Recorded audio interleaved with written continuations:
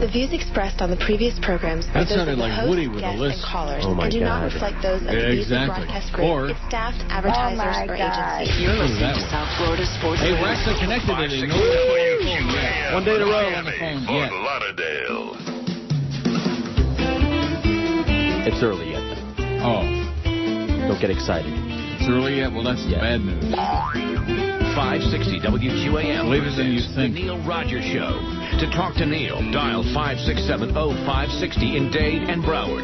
In other counties, call toll-free 877-785-NEIL. I'm going to start collecting my Social Security, boys and girls. I'm an old fart, and I worked 100 years, and I'm going to start collecting a few bucks. His guests or his callers do not represent those of WQAM management, staff, or sponsors. Now, the Neil Rogers Show on 560 WQAM. Oh, my God, your breasts are beautiful. Hey, y'all, it's Brittany again on my blog. Well, I'm still on the road, and oh, hey, Dad, what's up? Honey, I got your grits. Kevin called, and your is hanging out, okay? Dang it, I can't believe it. I have to call Kevin back? Anyways, the last city we went to, Excuse me, Brittany? Go ahead, Tyrone. Oh, he's on my security detail, y'all. There's cameras everywhere, and he watches everything. It's great. You have a visitor at the gate, and you're hanging out. OMG, someone's at the gate? Oh, hey, London. What's that?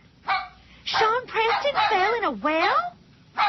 Oh, my hanging out. Let me stuff it back in. Thanks, London. That could have been really embarrassing. TTFN, y'all. I love that. Not as much as the VJJ, but nevertheless. What's better than VJJ? Oh, I don't know. PP. PJJ? Yeah, PP. 10:02 at 560 WQM. Happy Thursday to you. Well, let's see. We got Orlando at Boat Campers at 2. Wow. Curtis for the Mad Dog, 4 to 7 at Boat Campers also. You see a pattern developing here? Yep. And then we got College Hoops and Heat and Hoops. College Hoops, 7 to midnight from Westwood 1. And then ESPN Radio, because we sure don't want to pay anybody to work overnight live because it's pointless, especially when nobody can hear it anyway. Now, today is our Neil deal at noon, and then tomorrow is Friday. George is going to be at Gulfstream tomorrow. Oh! Let's hear it. Very excited. Plunging his guts out. That's right. And we're going to bet about $50 on the double and a couple $100 on the second race by itself. Sounds great. I think you ought to take about $1,000 out there. A grand what? What are you laughing at? I wish I had $1,000. You got $1,000. A grand piano? You wish. You'd sell that thing in a heartbeat. Oh, yeah. I don't know who worked this morning across the street because I've had no spy reports on that. I do have a spy report from John in Fort Lauderdale who's obviously very euphoric. It says, Defoe's back, Defoe's back, Defoe's back with exclamation points. Complete with the real Greg Budell spots on 640 WFTL. All right, then. I mean, what more could you want? Of course, Defoe's been back for a few days, I believe, but nevertheless, maybe John just discovered it. Leave Defoe alone! And, of course, most of the audience does. I mean, there are some of these people on the air, or at least supposedly on the air, and it's just like Norma Kant's coming back on that Phantom station this weekend. So that email said, anyway. Well, what's the point? Where do we start? Well, what is the point? Any of it. To make a few bucks for these losers? I mean, what are we talking about? Oh, but they're all broadcasters, Neil. You don't understand. They're great broadcasters, like Defoe. By the way, Rimmer wants your job, Defoe. I just thought I'd say that. And speaking of Rimmer, those Panthers last night, they just keep blowing and blowing and blowing. Good golly, Miss Molly. 3-1 lead on that marginal goal in the early part of the third period. A game that they had to win. They had to win, and they wound up losing it. And then, of course, Nathan Horton with that cheap shot and Max Afinogenov. He comes up to Horton's pee-pee, is how small he is, Afinogenov. He's a hell of a player. Scores into an empty net to make it 5-3 with 31 seconds left, and Horton gives him a real cheap, dirty shot. Nice going, Nate. God, they suck. We love the Panthers. They blew it again. Oh, yeah. Nobody cares anyway. That's the good thing, is that nobody cares. One of these days we'll be talking about, remember when we had an NHL team in South Florida? Remember those days? I think I'm going to be joicing again here in a while. Wow. Yeah, maybe in this first break. Damn. Yeah, going to rejoice. Hallelujah. Oh, now I wonder, where the hell was that flick on? It probably is over by now. Oh, no, it's not over yet. No? Oh, there's the music. Ah, damn it. There will be blood. Yeah. We could have caught the beating.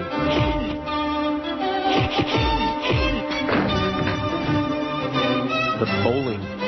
Yeah, the bowling pin was good.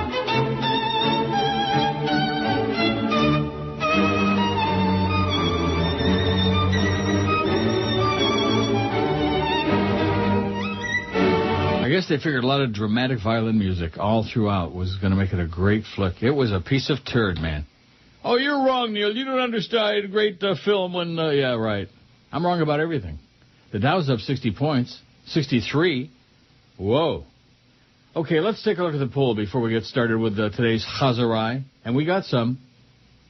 In the past year, what's the biggest... the longest time you've been without your cell phone? I can't even read it. A few hours, 284. You know why I can't read it?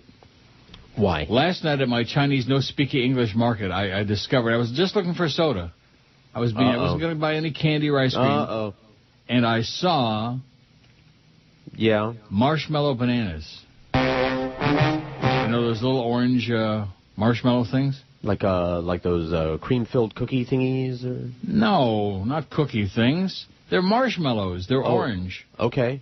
Marshmallow bananas, they're called. You've ever had those? I think. I don't know. I ate the whole bag. I think that comes in a bag. Well, I thought you were talking about like ice cream, like an ice cream sandwich or something. I just got through telling you I didn't eat any candy or ice cream. Well, that's candy. Well, I wasn't looking for it. And I just saw it. It was sitting right there by the soda. Now your vision is blurry? I can't. You might have it. You might be having a stroke. I'm going to cut my legs off with a over with a knife. A pocket knife. Yeah. Pocket knife, and I'm going to, poke my eyes out. Longest you've been without your cell phone, a few hours, 285, a day, 264. Never been without my cell phone, 144. I just farted real bad, deep into the seat. A week, 134. Don't have a cell phone, 80. A month, 65, out of 972. Don't have a cell phone, 80. Wow, I'm changing the poll. I'm getting rid of that thing. That's kind of like a desperation poll, you know? When I go through the pile of them that are on there and then I guess I'll put this one on. When you're mailing it in, what's not to like? Right. The most identifiable voice ever is or was. Now, you know who's not on here? Whoever sent this poll, shame on you. Walter Cronkite should be on here. Oh, geez. Let me put that on there right now. Oh, and look at Geldy Geldstein is on there. And like I said, it's a great poll. James Earl Jones, Paul Harvey, Howard Cosell, Fran Drescher, Eartha Kitt, Geldy Geldstein, John Wayne, Barbara Walters, Barry White, Mike Tyson, George Burns, or Tom Brokaw. How could Tom Brokaw be on there and not Walter Cronkite? Oh, he's on there now. Is he? I'm not seeing it. Refresh. I did refresh. Let me refresh it again. There he is. I'm voting for Walter Cronkite. You could recognize that voice a million miles away. Mike Tyson. You get out of here. You want to put Mike Tyson on there? Go ahead. He's on there. Go ahead. I read it right off. Oh, he is on there. Voting for Darth Vader. So the other poll is finished. Thank God. Now, I don't want to start out on a negative note, but this is obviously fake, and it's probably John's ETR. Kevin Coffey, political talk is too much for me to handle. Now, since the election, how much political talk has there been on this show? In addition to which, from the very first day I sat down in this market, March 1st, 1976 on WKAT, I talked politics. I'm a proud liberal. I have no apologies for it. I always have been, always will be. And when there's stuff going on, like elections and primaries and stuff, I'll talk about it as much as I want to. Here's another one with advice. So it's got another fake crank. I loved your show for a long time. I want a right to encourage you to calm down with a political talk. There hasn't been any political talk on this show in months since the damn election back in November. I enjoy your humor, but since your show took a political turn, I've had a harder and harder time trying to stomach your show. The Bush years were a nightmare as you would bash him daily. Yeah, they were a nightmare, all right, for the world. Now that Obama's taken the throne, you don't have a thing to say about him because he's a Democrat just like you. Oh, gee, I'm so sorry to be a Democrat and a liberal and vote for Obama. Your view of Republicans is wrong. No, it's not. And your email, this asinine email, assuming it's legitimate, which I'm sure it's not, is proof positive. You are a left-wing spin doctor if ever there was one. If you were fair, would you be making fun of Obama for his dumb comments on Leno about the Special Olympics, but yet he goes untouched? What is this, Neil? What is it is that was much ado about nothing? Political correctness. Oh, the Special Olympics, he was making a joke. Jesus God. And when Bush was talking about no weapons over here, no weapons over there, that wasn't funny because there's a lot of dead people because of the lies. If you talk, and here comes the instruction. If you talk about politics, good, but be fair to both sides. I don't mind you reading political stories, but just don't give your opinion on them because when you do, you tend to skew people's views to fit your own. Just read the stories. No need to opinionate so much, please. Stick to the good stuff, like making funny comments on things that are considered neutral. George is good at this when he fills in for you. He talks about things that we can all relate to and discuss without invoking hostility in the listener. What? Once you discuss things from one political point of view, you automatically turn off those who oppose those views. And since when is this a political show? Since whenever the hell I want it to be. Just do this, please. If you're going to discuss politics, make sure to be educated about it, because you have an opinion, so does everyone. But when that opinion is based on ignorance, it's automatically flawed. That's right, it's flawed because it doesn't agree with yours. Your listeners then go out and change their opinion based on your flawed point of view. Right, I'm converting the world to liberalism. There you go. Also, want to add, I can't wait till Obama fails miserably just to see how you react. Mm-hmm. Here's another right-wing lunatic. Can't wait to see the president fail. These are the same people that were saying we were unpatriotic if we didn't support the war in Iraq. Un-American, you hate America, all this other crap. And yet they hope the president fails. Another stupid ditto head. While you brag now about how you were the first to discover Obama, this and that, you'll have to hide your head in the sand like an ostrich when he screws up. He's already showing early signs of failure if you haven't noticed it. P.S. Stop trying to be the next Rush Limbaugh. Yeah, Rush gives both sides, you bet. Not. Talks out of both sides of his ass. That's got to be fake. If that's for real, let's get a butterfly net and capture whoever that lunatic is. Well, I admire the effort. Republicans good, anybody else bad. That's his. I'll talk about whatever the hell I want to talk about. Well, what part of that don't you people understand?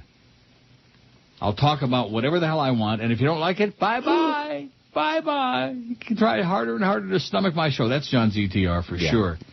Trying a little bit too hard, if you ask me. Neil? God? Yes. Bristol, Taylor.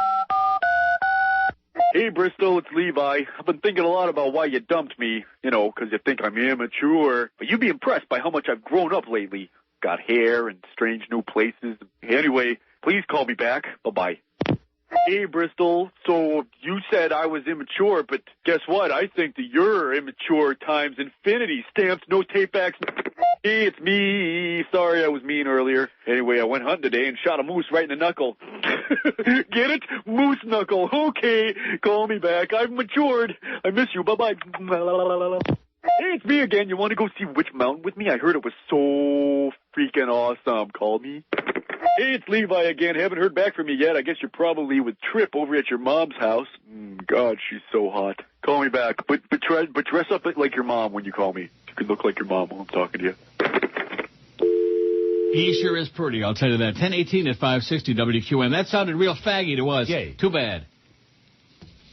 Joe D'Agiola says, we got a celebrity death. Okay. Dan Seals died. Like from Seals and Crofts? Right. No. It says, letting you know that Dan Seals from England, Dan and John Ford Cooley, brother of Dash Seals from Seals and Crofts, died yesterday from lymphoma at the age of 61. He was England Dan and John Ford Cooley. Dan Seals is still more alive than Florida Panthers are, though, says Joe. What a damn shame, gagging their way out of the playoffs for the 437th straight year. I think we should build them a new arena. Maybe that'll help. Yeah. And it goes on and on. It says, I'd rather die than set foot in that septic tank ever again, meaning the Broward Arena, the Mac Arena. Oh, it's England Dan and John Ford Cooley. Who else?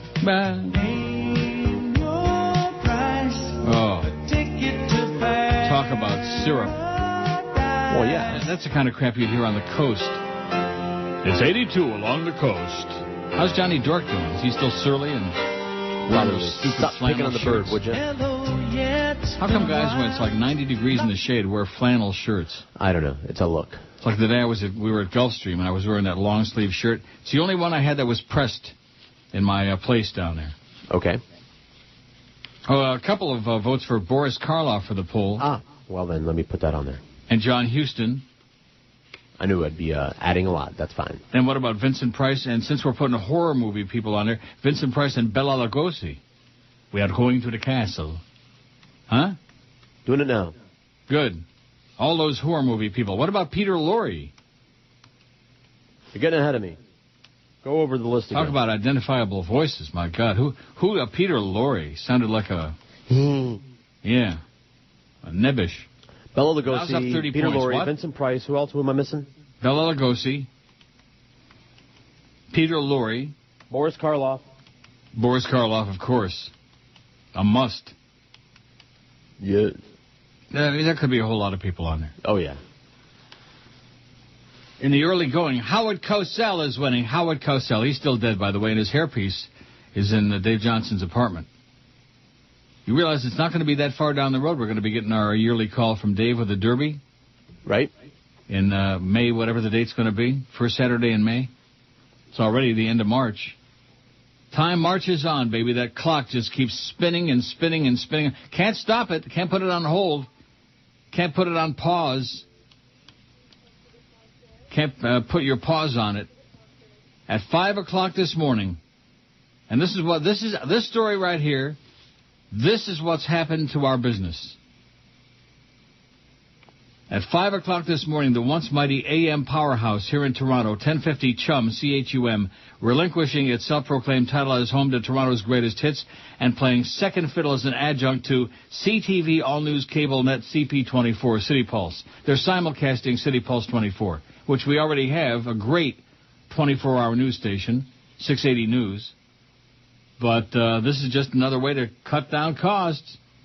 Open up a pot and put crap on the air. Save up to $400 per year. Oh, they're in spot on City Pulse, which you get to hear every morning. They're right off the TV. Yes, I do. I get to hear them say a boot. Yeah. And hospital instead of the hospital. Cloudy and 9 today, sunny and 11 tomorrow, 52. Whoa. Woo. Let's get those temperatures up there. It's supposed to be spring. Let's quit screwing around. Get those temps up. This is so sad. CTV announced yesterday that CP24 will extend its brand within the GTA with the launch of City Pulse 24 Radio 1050, effectively launching a double-pronged attack on Rogers Communications' successful all-news AM 740 and City TV brands.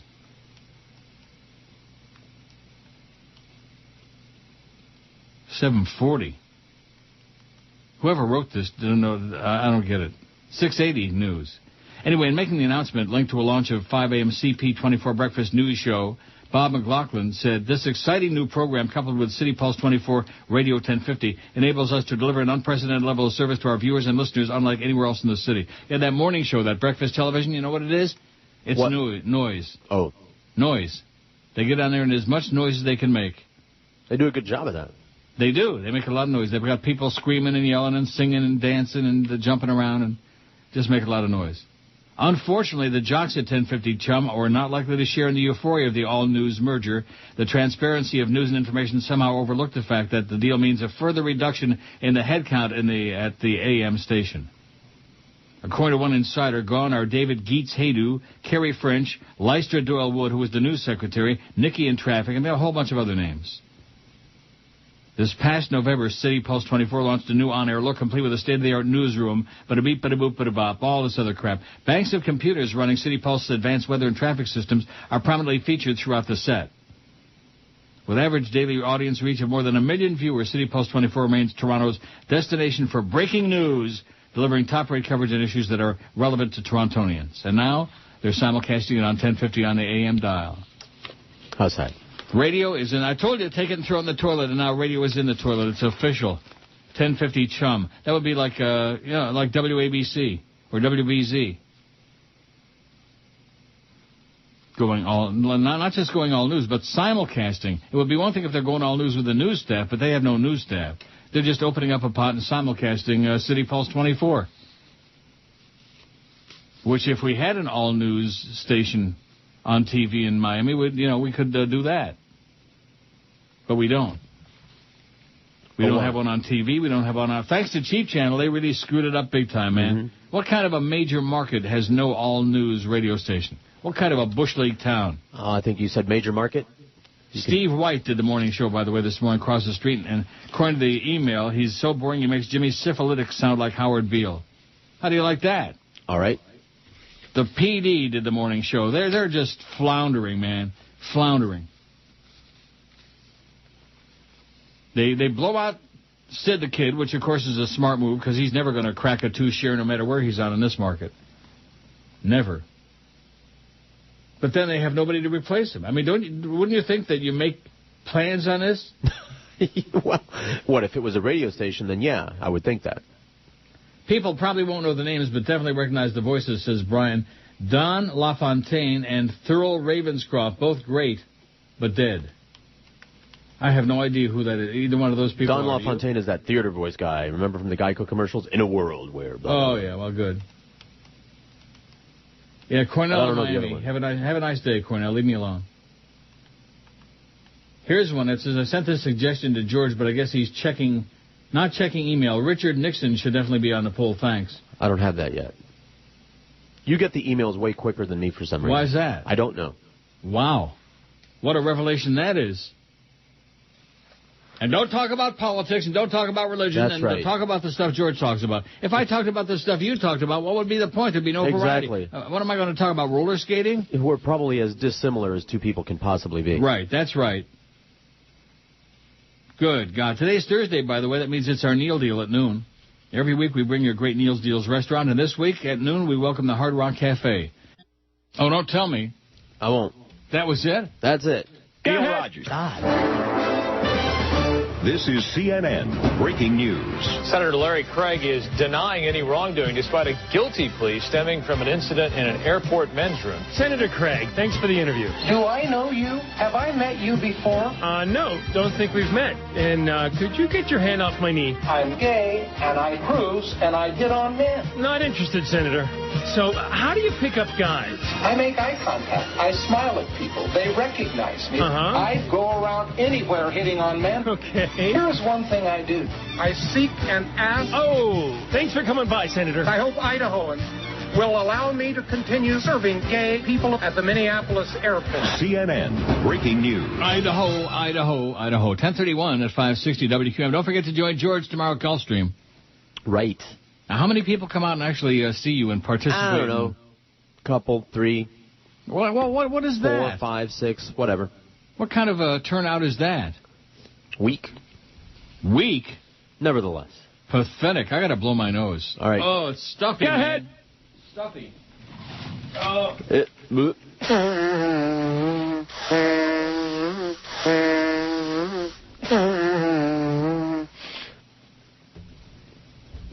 Okay, I'm through. Okay. Finished. Yeah. I thought it was finished, but it's not. But you're snot? This is cute. From Abdul Kaboom. Subject, raghead comments. Dear Mr. Rogers, we've monitored your anti-Muslim comments and we're not pleased. If this insolence continues, next time you put on your headphones, you'll be hearing my last name, Kaboom. Allah is great. Signed, Abdul Kaboom, Muslims for Dead Americans. That's cute. Mm-hmm. Well, you didn't like it, but you don't like anything. I like it fine. All you like is roller skating. Whatever. That's all you want. Mutilated roller skating. Well, you're half right. Oh. Did you send me something? Yes, I did. Oh. You asked. I went online. Hard Rock Nachos? Right. I downloaded it. Chicken tenders? Printed it. You got food coming today. And sent it today. Yes, and I can't wait. Hickory smoked chicken wings? That sounds really good. Served with celery sticks and blue cheese dressing. It all sounds good. I'd like to dip and dunk some of those right now. And those chicken tenders sound really, really good. Oh, you're sending the whole menu? Yes, sir. Wow. Where'd you get that? Online.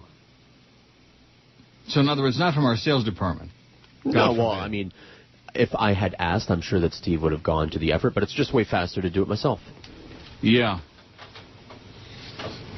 New York strip steak, famous fajitas, grilled sirloin, twisted mac chicken and cheese. Well, now.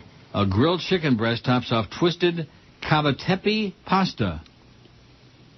Cavatappi pasta tossed in lightly spiced cheese sauce with garlic, toasted red peppers, and Romano parsley breadcrumbs served with a side of garlic toast. That sounds like the one I want right now. Wow. Right up my alley, Sally. Oh! It's a long reach over there.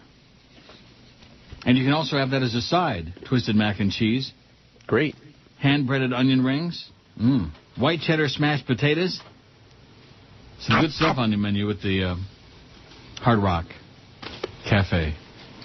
Let's see. Brandon says... See, we were just talking before the show today about how Brandon's one of our favorite emailers because he always sends good stuff, etc. But nobody's perfect. He says, how could you forget Harry Carey and my vote, Vito Corleone? See, Vito Corleone, I hate to break the news to you, Brandon, but is not a real person.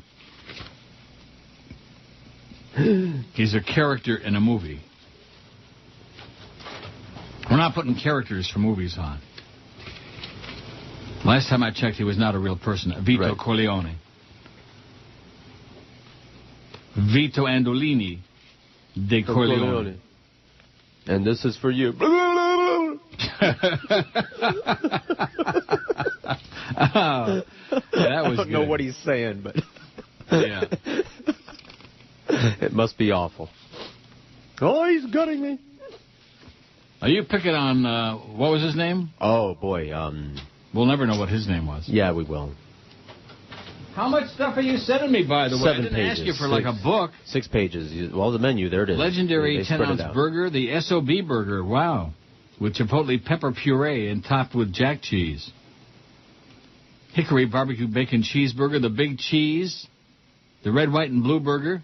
Caramelized onion, mushroom, and Swiss burger. Boy, that sounds right up my alley. There's a lot of stuff on here up my alley. Really? Well, it's better to eat it. Well, eventually it winds up in your alley, whether you want it or not. If you eat it, it's in your alley, Sally. Pally. Oh, I hope that's the end. Desserts, fresh apple cobbler, hot fudge brownie sundae, sinful hot fudge sundae. Wow. Sinful. Thick shakes and malts, Haagen-Dazs ice cream, and HRC Baker's Choice. Special desserts every day. Well, that's good. Good menu, good stuff. That's out at noon today, by the way. Oh, this thing about the Herald. Who sent me this? Readers ponder future Miami without newspapers. I hate to break the news to you. Miami already has no newspapers. Haven't had since I've been around. The Miami News was the closest that we ever had to a newspaper, and they only printed like about 10 pages because the Herald would only let them do that. Remember the Miami News? Vaguely, yeah. I ignored that paper as well. Rod Serling, it says here. Says Vicky. Okay. P.S. Are you planning to catch Obama's online town hall meeting? No. I think he's going to have to address the legalization of marijuana based on the number of questions asked on that topic. Could the end of our repressive society be in sight? Not anytime soon, Vicky. Yeah, I'll hold my breath. I'll take a hit and hold my breath. Yeah, you and Norma. Go join Norma. You can be normal like Norma. Hardly. You're going to put Rod Serling on there? I did. Really? You're fast. That's what I'm told. And here's a dumb one. It says, how can a sports station forget... Like this show's got something to do with sports? It does not. Like there's a collective factor here. How can a sports station forget Michael, let's get ready to rumble Buffer? Who? Michael Buffer. I guess he's the guy that says, let's get ready to rumble. I don't know. Oh, that guy. I don't know. I mean, I know who he is, but I don't know his name, and I don't care. Let's get ready to rumble. I'm ready. Are you ready? You got it? I'm ready Michael to rumble. Buffer? Oh, you want me to actually add that? All right, Michael Buffer. All right. You got it? Got it. Good. If we're off Michael a little bit, we apologize. No, we don't. Nothing could be worse than that first hour yesterday. It must have been really bad. It actually was good, all things considered. We deserve an award. Rocky says, I think your meal deal for the Hard Rock already started. I received an email about it this morning. It was a past deal, like it was a past deal that didn't sell out. When I clicked on the link, there were only 64 certificates left. Yeah, right. Likely story. Likely story, Rocky. Sounds like a troublemaker to me. Let me go to it. Okay? Do you believe that? I don't know what to believe. I don't know what he's talking about. He received an email? From whom?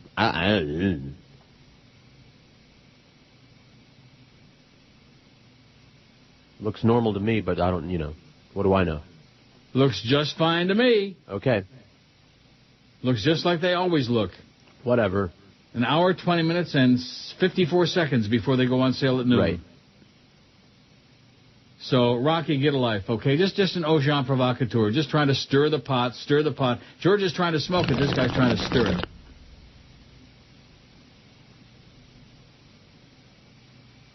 Hawk. Your good friend Hawk? Yeah. Total number of sales on horsemuffins.com since we redesigned the site and put up new merchandise is 0. Recession. Horsemuffins.com. Wow. Whoa. Wow. Okay. Steve from Vegas says, this simpleton has not been listening to you very long. Over the years, you've been very, very fair about politicians. You used to lambaste Democrats as well as Republicans. You used to rip Walken, Lawton, and Buddy McKay for being the hicks that they were. All the local politicians in Broward are Democrats. You never held back on them when it is blah, blah, blah, blah, blah. President Bush was a disaster, misspelled. If Obama F's up, you'll rip his ass. I hope for the best, but I fear the worst. The 5-year T-bill auction yesterday had few takers. We cannot keep printing money. I think I want Bill Clinton back, says Steve from Vegas. He wants Bubba back. Yeah, who doesn't? You want Bubba back? I'll take him. Well, what do you mean, who doesn't? What kind of a statement is that? I know who doesn't. People like the guy that wrote that email. Yeah, people like the Nazi who wrote that crap. And now they're calling Obama a fascist. Yeah. That's like Richard Simmons calling Elton John a fag, Mm-hmm. Good God. That'd be like Charles Nelson Riley calling Jimmy Syphilitic a screamer. Queen, or something like that. You're listening to Neil Rogers. Well, here we go again. On South Florida's Sports Leader, 560 QAM. Oh, God. Baby, launch a couple missiles toward a place we know and aim 'em at a fella whose first name begins with O. There's one thing we all understand. Al-Qaeda won't be finished until we blow up Pakistan. We could chase them round forever with our tanks and all our troops, but special forces are so tired of jumping through them hoops. You know we need another plan. So let's cut out all the nonsense and go blow up Pakistan. Absolutely. Al-Qaeda needs a nuclear tan. Why don't we stop pussyfooting and go blow up Pakistan?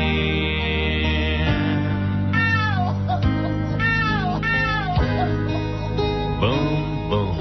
Boom, boom, Jeffrey on number 5. Montreal Frogs. I think he's dead, isn't he? Yes, good. 10:46, 14 before 11 at 560 WQM. Happy Thursday to you. Thank you. You're welcome. And to everybody else, too.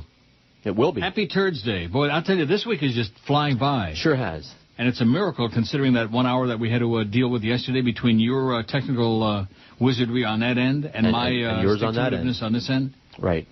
And did anybody say, great job, guys, in getting that thing? Yeah, right. Yeah. Screw you, okay? Screw you, Joe Bell and Clarence and all you other losers, you fakers, you phony radio losers, you ratings destroyers, you show butchers. We get the damn show on the air without any assistance from those fat-ass losers. Although Jolly Joe Bell did come in there and say, what's going on? Ho, ho, ho, ho. Didn't he say that? He did, and when I said I don't know, he started making some calls to get answers for me. Oh. So thank you, Joe. Yeah, thanks, Joe, for finally taking an interest in the show besides butchering it. And how's Clarence doing with Joyce on that conferring he's doing with her about loosening up the, loosen up Joyce's rectum. It couldn't be any tighter than it is. Vote for the poll. Ernie Anderson, says somebody. Says one of my very good regular contributors, but I have no idea who that is. Do you? No. Ernie Anderson? No. With a recognizable voice? It's not even a recognizable name. Oh, and thank you to Paul, who tells me who that guy was. Don Francesco Ciccio. Thank you, that's right. Was the guy who said, come a little closer. He's cutting me. He's cutting me with a butcher knife. Vito Andolini, and this is for you. That was up 52 points. 7,800. 70. Oh, it's a little bit over 77 something. The most identifiable voice ever was... Well, this thing's taken off like sliced halava. 109 votes. James Earl Jones, 31. Howard Cosell, 28. What was that? Impressive. Oh. Paul Harvey. Shut him up. Paul Harvey, 11. Walter Cronkite, 7. John Wayne, 7. The Duke. Geldy Geldstein, 6. You got to admit, there ain't nobody like Geldy, thank God. Vincent Price, 4. Mike Tyson, 4. Rod Serling, 2. Eartha Kitt, 2. Fran Drescher, the nanny, 2. Michael Buffer, 1. Don LaFontaine, 1. What about Pat LaFontaine? Boris Karloff, 1. Peter Lorre, 1. George Burns, 1. None yet for Harry Carey, Bela Lugosi, Tom Brokaw, Barry White, Barbara Wawa, out of 109 votes. How could Bela Lugosi have no votes? Tragic. We are going to the castle. I mean, that was his whole thing, between that look and the, those eyes. I never drink wine. Oh, boy. Van Helsing, come here. And Van Helsing was like tottering. He was doing the old teeter-totter. He was tottering. One step forward, 2 steps back. No, that was, what's his name? Renfield. Ernie Anderson was the voice of ABC. I don't know who that is. Me either, still. But thank you, Boca. Thanks, Chicken Neck. Oh, no, that was Eric. Sorry. They all look the same in the little chat box here. Oh, wow. Thanks, Eric. Thanks, somebody. Scott in Pinellas Park says, Thurl Ravenscroft was the voice of Tony the Tiger. Yes, he was. See, but I don't. To me, that doesn't qualify for the poll. Because Tony the Tiger is another fictional character, just like Don Corleone. So the voice of fictional characters doesn't qualify. Do you want me to put that guy on there? What's his name? No. Who? Okay. Thurl Ravenscroft. No. Okay. That's what I'm saying. Nobody knows who that is. Right. What about Edward? When you have to start explaining the question, it's very... Let me read it again. Please. Let me put my glasses on, see if those marshmallows will subside. Bifocals. I can't believe you don't know what banana marshmallows are. If you saw them, you'd know. Okay. They're made out of marshmallow, and they're orange, and they're like... banana-shaped? Huh? Banana-shaped? No, not really banana-shaped. Banana-flavored? Banana-flavored. Okay. And loaded with sugar. I mean, just loaded. I'll bet. Dow's up 37 point, NASDAQ's up 24 point. Rick Riley's going to be on with the stock market report soon. Now, what am I looking for? Thurl Ravenscroft. No, I'm not going to look him up. I was looking at You're going to read the question again. I was going to read the question. The most identifiable voice ever is or was, and it certainly can't be the voice of somebody whose name we don't know. Jesus, like God. Edward Everett Horton, very distinct voice, but who knows? Who the hell knows from him? I mean, right. I know him. Right. He was on Bullwinkle. You, me, and Chicken Neck. And then we're the three. We're the only three remember Edward Everett Horton. Fractured Fairy Tales. That's right. I think he was on with Barney Fagg on Fractured Fairies. Kenny Kramer says Boris Karloff. We already did that one. Boris Karloff and John Huston. Thank you, Kenny. And Kathy O'Brien said, could you please add Boris Karloff, which we did. Even little kids would know his voice from The Grinch Who Stole Christmas. Was he the Grinch? I guess, yeah. I don't know. Yes, he was. I do not know. You know, Snooki, already sent us this. We already did this one before, and he's sending me the same story about the old lady picking up her dog poop in Aventura. Do you recall it, or am I just making that up? No. That he tried to scrape it off his sneakers, but couldn't do it. He already did this. You're just a crank, Snooki VI. Crank. Chronic. Take some chronic tonic, okay? Jesus Christ. Or smoke some ponic. I'll start with that weed stuff again. You're on the air promoting marijuana, and all these kids are listening. Nah. Yeah, they are. I don't think anybody's listening. We'll find out when we do the Neil deal at noon. And there's no problem with that thing, by the way. So you can make up... And Snooky VI is another one making up crap about that. If you want to start messing with our sponsors, then you really cross our line, okay? That's where we draw the line. In these difficult economic times, and even in good times, even in times of prosperity, if we ever have those again. You start messing with our fine sponsors, that's where we draw the line and tell you to bug off. Oh, here's a... PR Ralph sends me a joke. I just deleted it. It's long and ponderous. How about Vincent Price or Jack Benny? Well, Vincent Price is on there. And Jack Benny, you want to put him on there? Nobody remembers Jack Benny. Only old farts like me. Oh, Jimmy Syphilitic says, you're over the line now. I heard you rip me again this morning. I heard your wanton attack on my old friend, the late, great Ann Bishop.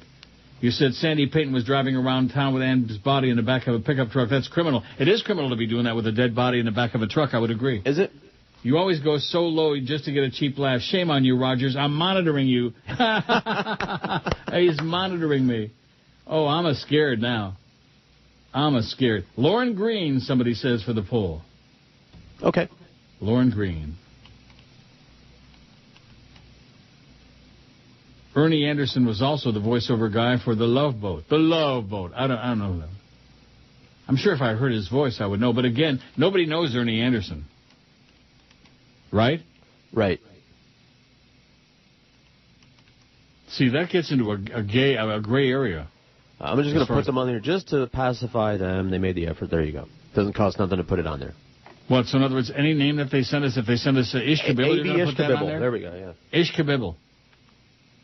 How about Jaime Schmendrick?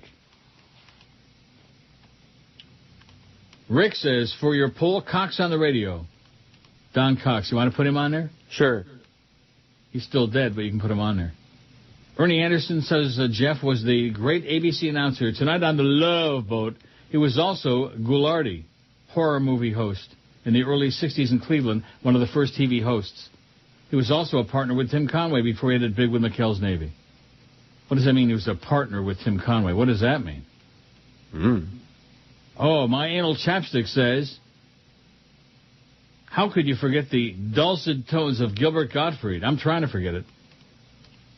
Says his voice makes my ass pucker and my chapstick. Well, I'm not going to read that. That's gross. You going to put him on there? You're putting everybody on there. Yep. Circus peanuts are orange marshmallows, says somebody. Tom. Thank you, Tom. Right, but that's not what you're talking about. Circus peanuts, but that's not what you're talking about, is it?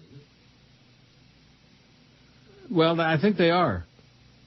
Circus peanuts are those orange things. They look vaguely peanut-shaped. Oh, my God. The fake Larry King was is Mr. Radio. There's no question about it. Right. No question. Right. He gives me 3 names. Scott Chapin, Mitch Lewis, and Mitch Phillips. Nobody knows who those people are. I mean, our audience does, but, you know, it's an inside radio. Take your inside radio stuff and cram it inside your fat, rectum. Okay? That's my suggestion for you. You're listening to Neil Rogers. Well, here we go again. On South Florida's non-stop radio trivia. 560 QAM. This is the Neil Rogers Show. This is your brain. Any questions? Freedom's dead, freedom's dead, let's bury our heads. Freedom's dead, let's bury our heads. This is the biggest crap I've ever seen. Talk show hosts are fine when it's the government that's obscene.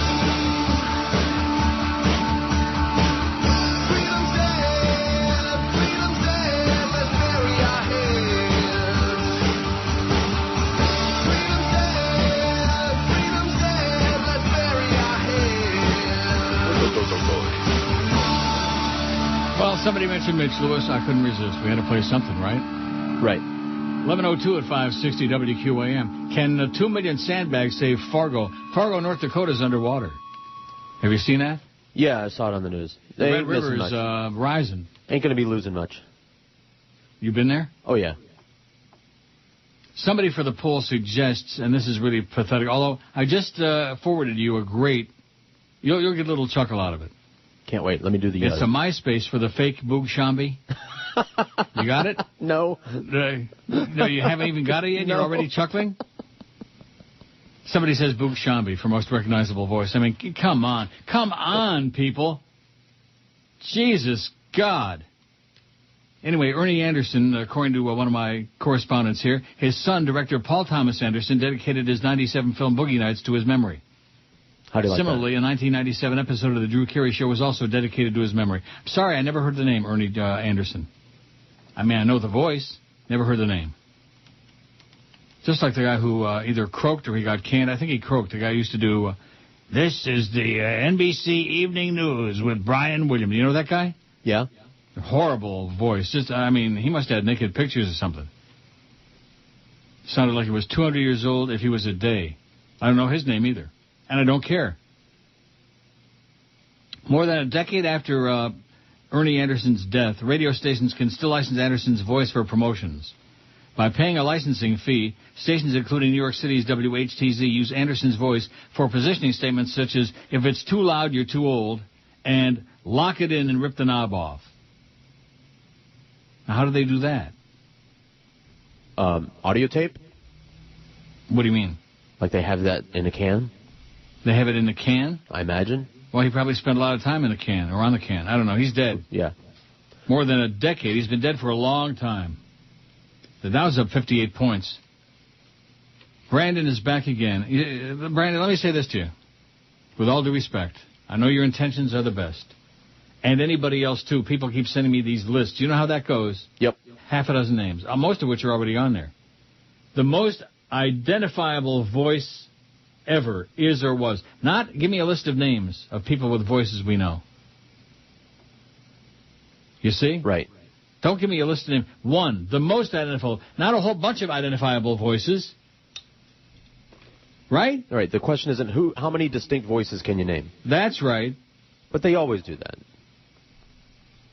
And Brandon suggests Sly Stallone, Arnold Schwarzenegger. Good point. You want to put them on there? Just saw the fake profile.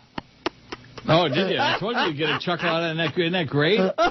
That is the fake Boog Shambi. That's a beautiful thing. That is beautiful. Told you.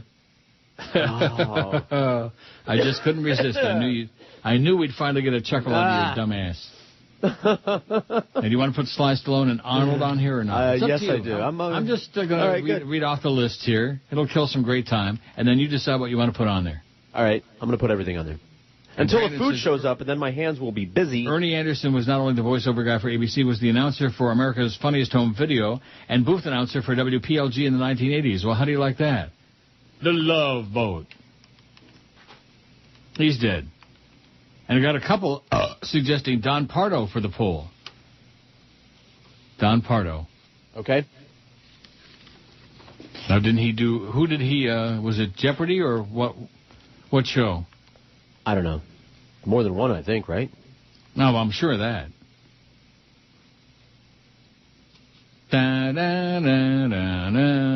Oh, that show just annoys the hell out of me. I know you love it. Yep.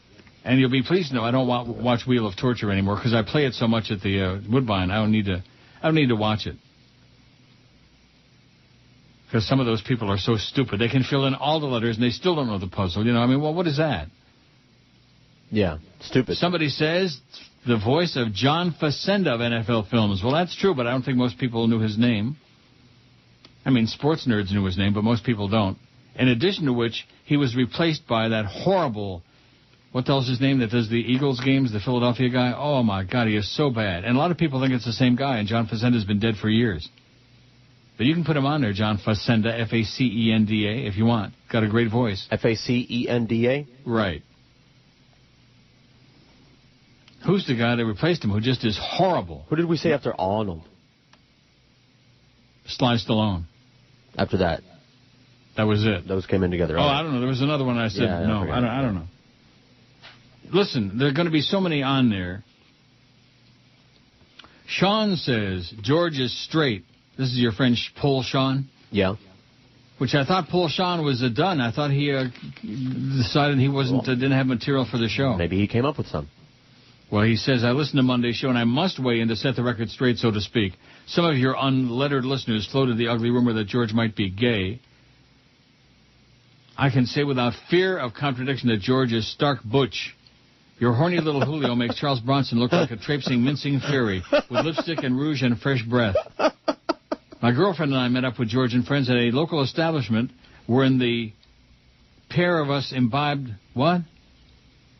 Is it cut off? Booze? Yeah, where the patrons imbibe of spirits and wag their tongues at naked trollops. Yep. Her ass hadn't kissed a chair yet when he was on her like cheap perfume. Yep. If I wasn't the one with the car keys and the MasterCard, I had no real reason to be there. Thank God I had the naked trollops to keep me amused whilst the two of them slaked their lust ad nauseum. Slaked. She had so many handprints on her, I had to spritz her with Johnson & Johnson's anti-spick tick when we got home. Regards, Poll Sean. He's even got a poll on here, too. What's the worst kind of radio show? Okay, thanks, Sean. Okay. So there's Sean coming going to bat for you. Thanks, Sean. Yeah. I never thought being a lech would actually ever benefit me. Well, there you go. All over her like cheap perfume. Sure. What a great line. That sounds so romantic. Of course, romance has got nothing to do with it. She's hot for what it's worth, his girlfriend. Who? Sean's wife is very hot. Well, that's what it was that you were all over. Yeah.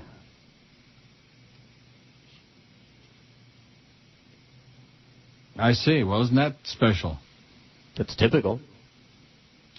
Dan says, Ira Windbag is everywhere. He's on with Big Dog, Mad Dog, DA, the TV, the newspaper. Before you know it, he'll be on the Neil Rogers Show. Ha ha. Yeah, ha ha is right. Huh? No chance. It's like someone says the word go and he spits out as many words as he can. Who would win in a duel between Chris Matthews and Ira Windbag? And don't forget Pierre Maguire, the unctuous one. P.S. George and Lucy make great music together on the radio. If I were Jolly Joe, that would be my morning drive, 6 to 10 a.m., leading into the Neil Rogers Show. Read this whenever you want. Won't be getting up till 2 p.m. Oh, I didn't know that Paco was sending emails. Hola. Nobody sleeps till 2 p.m. Unless it's like on the weekend they're hungover. Right. Like Paco. I'm sleeping. Oh, this is good. This is cute. Very sad. Dearest Neil, we are not the turd below India. Yes, you are. We are not haters of the world. Presently, we have a war going on with a minority group, the Tamils, who want to destroy the country. We protest out of anger. Would you like to join us? Absolutely not. Take all your problems and all your angst and foist it on somebody else. I promise we don't smell like curry or offer you smelly foods. Where shall we meet you so you can join our cause? I have a special large T-shirt with our flag on it. I will look forward for your help in Toronto. Forget Brittany. Please leave us alone. May my blessings to you from the Almighty. Sinjaya. Help Sri Lanka now. Cute. Yeah, isn't that cute? Mm-hmm. Not if you would have been here a couple of Mondays ago when they were like blocking off all the streets and screwing up. Oh, boy. You would not have been saying anything cute about these Sri Lankans. How to win friends and influence people. Yeah. Piss everybody off. That's screw right. up the traffic. Just like during the Elion days. Sure. That sure worked really well, didn't it? Yeah, I know. How'd that work out? They wouldn't listen to me. And that Ricky Ticky Sanchez getting everybody worked up. Oh, what are we going to do when they're on the way to Sister Jean's house? Let me call them and tell them to turn around and go back. He's a killer, that Ricky Ticky. Never heard any follow-up from Ricky Ticky Shaw either, by the way, after he was giving me that show advice, and I told him to jam it. Neil, I would nominate Jim McKay as the most identifiable voice. I can still hear his introduction to the wide world of sports from when I watched the show as a kid, says Mark in Miami. You want to put Jim McKay on there? He's still dead, but... MCKAY? Yeah, however you want. Here's one, Just Bob. Great pool. Name any person dead or alive that had a voice. My addition for the pool is Marcel Marceau. Have a great one, Just Bob. Yeah. And that's what they think the pool is. Ray says, I left off my pool Casey Kasem. This is Ray who did the pool in the first place. Casey Kasem. There's nobody with a voice like that, not even Geldy. What do you think? It's on there. It is? It is now. Oh. I'm putting everybody on there until the food shows up, and then that's, I'm Jorge cutting it off. in Miami says, how about the chronic caller Gilbert? I don't think so. This is like universal, not just Jackie Lee. Yeah, there you go, Jackie Lee. For both our harness racing fans. Yeah. Jackie Lee, my ass. Rogers. Well, here we go again. On South Florida's Sports Leader, 560 QA. Neil God. All Every executives and their family should be executed with piano wire around their necks. My greatest hope. I've had enough with rich white guys that hide behind their tailored suit and ties.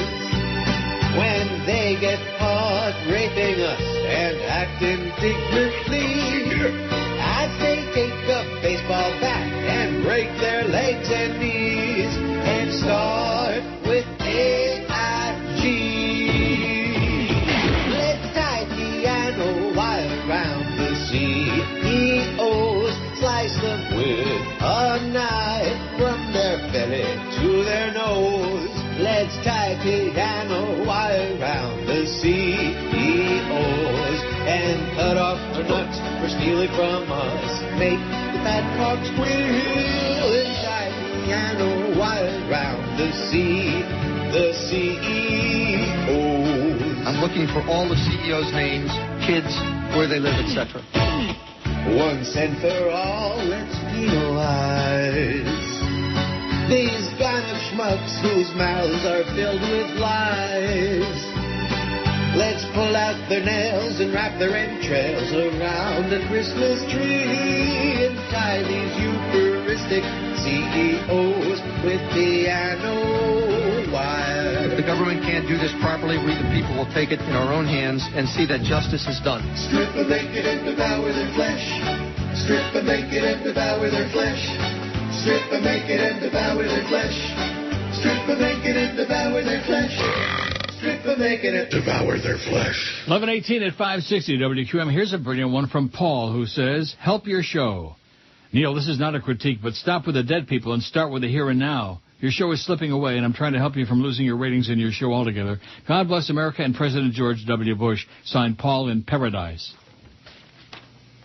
Oh, the guy from the Phillies, and somebody says he must have pictures of somebody. Harry Callis. He replaced John Facenda after Facenda croaked on NFL Films. Okay. And tries to duplicate that dramatic, deep voice. Nobody can duplicate John Facenda. Harry Callis, spastic. And it's a long fly ball. It sounds like he's got that Sonny Hirsch quaggle. Remember Sonny used to have that before he had the operation? He had that quaggle. Yes. Sonny. Remember that? Yeah. I never did find out what that was all about, but he had an operation and it went away.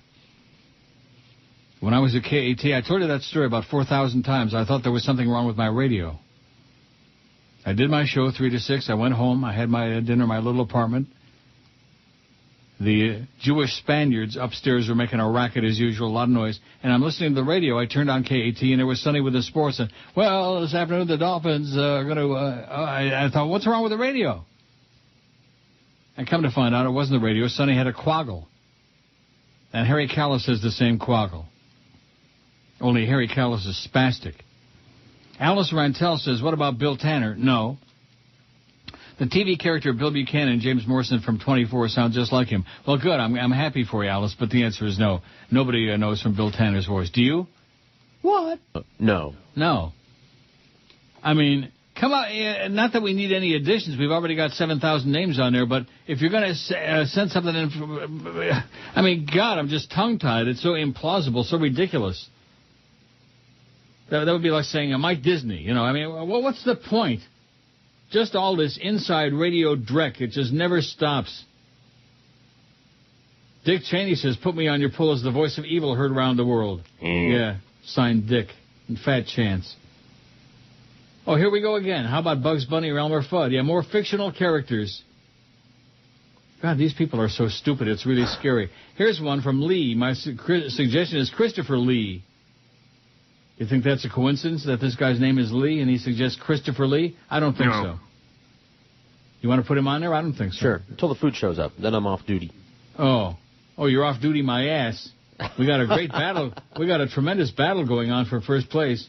The most identifiable voice ever is or was. James Earl Jones, 52. Howard Cosell, 51. Neck and neck, nose to nose. Paul Harvey, 17. John Wayne, 12. Walter Cronkite, 10. Geldy's got 8. Hey, Geldy. And after that, small potatoes, like Frankie Pentangeli. He's small potatoes. I can't get that. I'm not really sure who I like better, Frankie Pentangeli or Hyman Roth.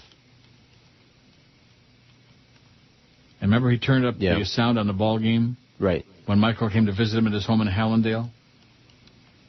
Turned the TV way up, and his wife comes in with a tray, and she said, "Oh, you're going to go deaf with that," and she turns the sound down. Turned it up so nobody could hear what they were saying. Yeah. Like somebody was standing outside the door with a glass to the door or something.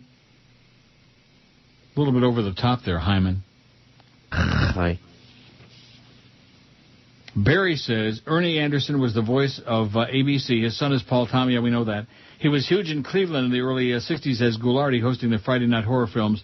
After Jim Brown, he was my biggest hero I had as a child growing up in Cleveland, says Barry. It is rumored that the Jason Robards character in Magnolia is based on Ernie. He died right before Boogie Nights came out. Now, that's possible because Paul Thomas Anderson also did Magnolia, right? Right. Right. And Boogie Nights. Makes sense to me. All of these things. Yeah. Jason Robards. And Jason Robards died right after the filming of that movie, too. A lot of people died after Magnolia. Maybe the frogs got him, you think?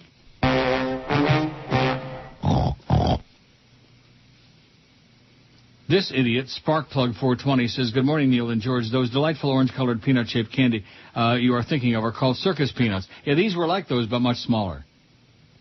I'll be eating them at Ultra Festival this weekend. He says, P.S. Bela Lugosi is dead. No kidding, and so is a lot of other people on the thing, like Boris Karloff and Walter. No, Walter's still alive. They're going to have circus peanuts at Ultra? What? They're going to have circus peanuts at Ultra? Yeah. No, I'm doubly excited. Really? Are you going? Both nights, yes. Wow. Going to see the Ting Tings and Santo Gold and Shiny Toy Guns and Black Eyed Peas and Prodigy.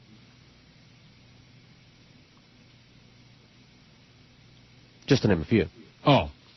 Tim says, are you... Now, this is... I don't know. So there are sometimes I just want to give up when I read some of these things. Are you making a distinction between a voice or affectation? Do you understand that? They wear you out, don't they? Affectation. They do. The poll question is very simple. Real simple. Apparently not. No, it's not. The most identifiable voice ever is or was. Not affectation. Voice. Voice. And he says Humphrey Bogart and Phyllis Diller.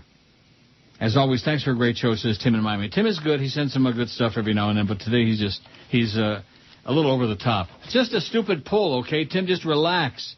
Relax. Take it easy. God. Yeah, somebody says, Harry Callis, who does he have the picks on? That's right. He is horrible. Not as bad as George Kell, though. That guy yesterday that chewed me out for ripping George Kell now that he died, George Kell was awful. Just awful. And just because you grew up in a certain area listening to somebody on the radio for 100 years doesn't mean that they were good.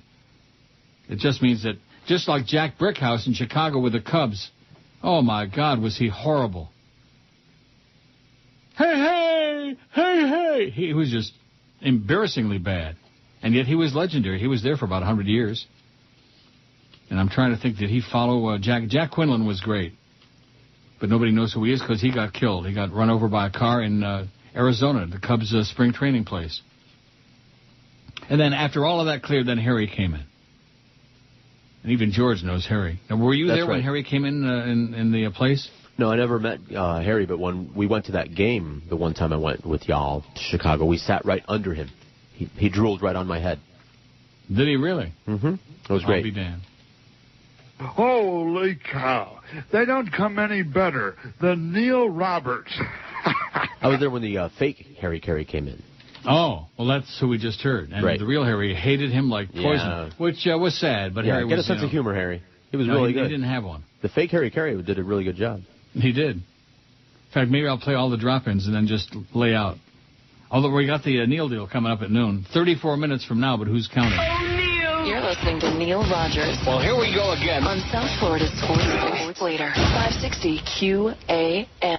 Hey, enough with the Panthers already. When the hell does the baseball season begin anyway, huh? I have to say that I didn't think much of Bernie Madoff the first time I laid eyes on him. I shook his hand and quickly realized my watch and wallet were missing. So me and the sisters punished him. And by punished, I mean violated him in the shower. Shortly after that, I remember when Bernie tried to run a Ponzi scheme with our cartons of cigarettes. Well, we lost everything. So we shanked Bernie in the shower. Then violated him once again in the shower. Near the end of our brief time together at Shawshank, I gave Bernie a poster of Raquel Welch. He promised to pay me for it, but he escaped without reimbursing me. So I escaped 10 years later, tracked him down at his cabana in Zihuatanejo, met him for tea, gained his trust, convinced him to take a shower with me, and then, when he least expected it, shanked him and violated him over and over and over in his shower. My. I miss Bernie. You know, whenever I think of repeatedly violating Bernie Madoff, it always makes me smile. Rectum. All right. 11:32 at 560 WQM. Here's another example of people not understanding See, it's just scary. Neil, how about Morgan Freeman is one of the better voices out there? Does the poll say who's got the best voice? No. So what does that mean? Is one of the better voices out there? What can you translate that for me? No. It's just amazing to me how some of you people can take something so simple. The poll question is only like about a half a dozen words, maybe 8 words. 6.5 is or was, counting as a half. Words. And make it into, does he mean affectation or fluctuation or palpitation? It's amazing. Pole building is boring anyway. But is your food there yet or what? No. Oh, boy. Whose account is that, Steve? Yeah. Well, you'd think he'd be on top of this, baby. It'll be here. How do you know? He's never let us down. Well, Robert says, how about Vin Scully? A no-hitter, a perfect game. Wow, it's 12:30 in the City of the Angels, and Sandy Koufax has pitched a no-hitter, a perfect game. Oh, my God. Vin Scully, recognizable, though. Put him on there. He's on there. I mean, we could put all the sportscasters on there. We could put Mel Allen on there. How about that? Oh, although somebody else said that. How about that? Jason Jackson? How about that? Yeah. Oh, boy, little Tommy Jicka knocking Mel Allen in his column there a few weeks ago. That just frosted my ass. That just really pissed me off. Maybe he knew that Mel's name was Melvin Israel and that he was Jewish and gay. Yeah. Tommy had a little problem with that. Although I think Tom is, he's coming around. I don't hear from the real Tom anymore. Very seldom.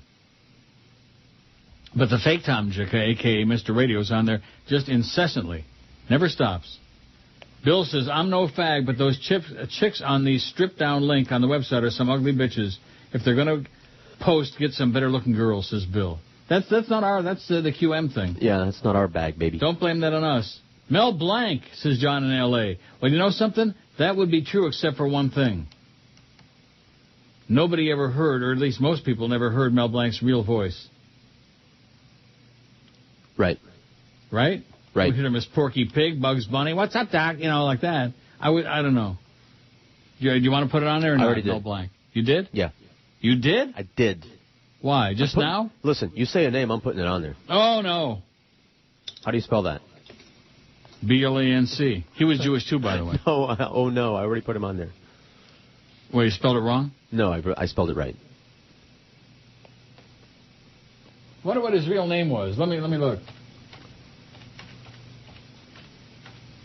Melvin Jerome. What was it? Melvin Jerome Blanc. Melvin? Oh, my God. You know Melvin Jerome Blanc. That was his actual name. Melvin Jerome Mel Blanc. Mm-hmm. Oh, Jerome was his middle name. Melvin Jerome Blanc. Right. Hey, Melvin. He died in 1989. What a shame. 20 years ago.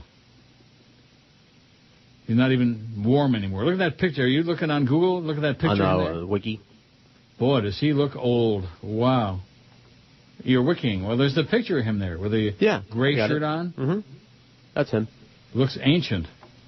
Well, he probably was when they took the pictures. Probably ancient. I'd like to live to be ancient. I'm old. Oh, and here we go. Here's a list of 3 more names, which I'm just deleting right off the bat. Don't send me lists, okay? You can have the greatest suggestion on there in history, and it's just going to get deleted. I'm not potchking around with your list. I just can't do it.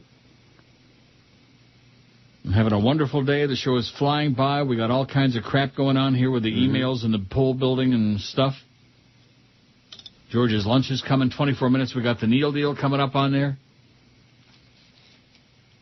And Rocky keeps insisting to me that I got something this morning. Well, we'll see. We'll see how it works. It damn well better work out right, or somebody's going to get their ass boiled in oil. And Anthony and Tamarack, who just, can't leave well enough alone. He says, I heard you mention a list of the 100 movies you have to see before you die from Yahoo. And a few good ones on there. Something, I don't know. Like Missing, maybe? No. I can't read it because it's chopped off. But I thought I'd see if you or George ever saw any of these movies, which I thought should have been on the list. And he's got a list of 5, and 4 of them were on the list. The Good, the Bad, and the Ugly was on there. The Great Escape was on there. 3 of them. Gallipoli is, I don't know, Clerks and Cool Hand Luke. Cool Hand Luke pukes. It was on there, too. So 3 of the 5, he says, should have been on the list. They were on the list. And I could look at Gallipoli? What the hell is that? It was weak.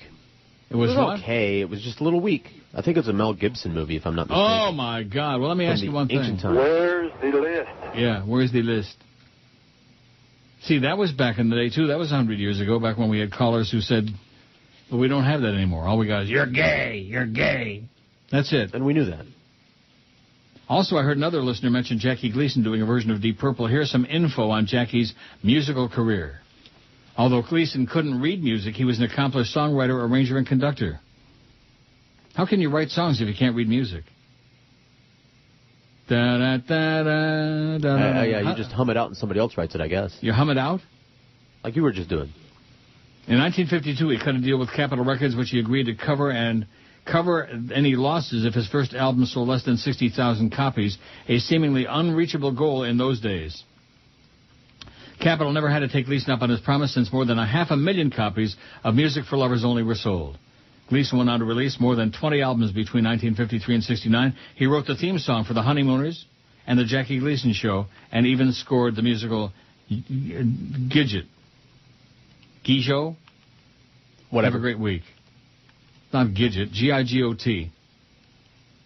Gigot? Sure. Never heard of it. Gig it. Dig it.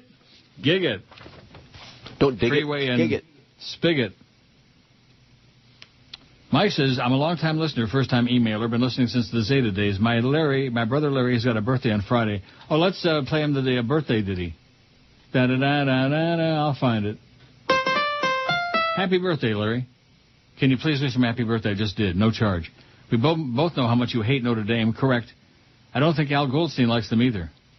Anyway, do you know the name of the facility which they play basketball? The Joyce Center. Wow. It makes our toes tingle when you talk about your radio days in Michigan, especially Sturgis. We are from Dowagiac. And I've heard the name Dowagiac, but I'd never been there, and I'm really not sure. I think it's in the Upper Peninsula or something. I'm not sure. I don't know. It's not anywhere near Sturgis, I don't believe. Sturgis is near Hillsdale. I worked at a station in Hillsdale for like a week, and then I went back to Albion, WALM. They used to take longer to load up the spots than the records I would play in between. You know what I mean? Yeah. And back in those days, we didn't have carts. We had all these, I can't even describe it, discs and stuff. And I couldn't handle it. It was just Hillsdale, Michigan. About 10 people lived there. Keep up the good work. No, great work. We are really blessed down here with you on the air. I know. Get the Hoover out the moon, man, says Mike Smith. Get the Hoover. I never play that. No. Well, why not? Out of sight, out of mind. Is that the German one or the... Genug von das Lutschen. No, it's the Jamaican one. Oh, the Jamaican one, man. Oh. Get the Hoover out the moon, man. Wow, you're making me crazy with that crap. Who there yet? You're listening to Neil Rogers. No, 5 minutes. 5 to 10 minutes. Come on in. Come on in. QAM. I know that the Lord even loves Neil Rogers. Here's Ricardo Montalban and the Chrysler New Yorker. This luxurious automobile has always delivered the performance you'd expect from a New Yorker. And now Chrysler introduces an onboard microprocessor which even speaks to you just like a New Yorker. Hey, moron, you want to put on your f***ing seatbelt or would you rather eat the steering wheel, huh? Ah, yes. This is truly a New Yorker. Hey, genius, you left the goddamn headlights on. Jeez, you're one dumb asshole, you know that. And for the most dangerous city in the world, a security system second to none. Hey, bagel brains, you want to lock the f***ing doors? Or maybe we should put a f***ing sign in the f***ing window that says, rip me off. Yes, the Chrysler New Yorker. If you can find a better luxury car, buy it. Buy this, dipshit. I got your luxury right here. 14 till noon at QM. I bet you got him on there already now. Somebody suggested. Ricardo Montalban? Yes. You don't have him? Do it right now. Well, get him on there right away. You got your food yet? It's here as we speak. All right. All right. Let's hear it. And we got these certificates on sale in 13 minutes or less. Or less. When the big hand hits the little hand. Uh-oh. Much to do before Marlins Stadium groundbreaking, writes the Herald today. I don't want to read all this. It's long and ponderous. But don't count your stadiums before they start digging. Fresh from arguably the biggest victory in team history, approval for a stadium to call its own, the Florida Marlins must still clear a string of obstacles before ground can be broken this summer. The biggest obstacle, borrowing more than $300 million that'll go toward construction of the 37,000-seat stadium in Little Havana. To do it, the county must sell bonds backed by the promise of payment from tourist taxes in a market roiled by the worst credit crisis in decades. Adding to the urgency, the bond sale needs to be well underway before the planned groundbreaking this summer. If the county determines it can't sell at the right price, the stadium deal can still be killed by July 1st. But after that, there's no turning back. What you got there for food? Oh, he's on the other side of the county. He's busy with the food. That's right. Okay. What do you got? I don't know yet. Oh, okay. I haven't even seen it. They're unloading it as we speak. Wow. Securing stadium funding is one of several important steps the Marlins and government officials must take before the new stadium begins to rise on the former Orange Bowl grounds.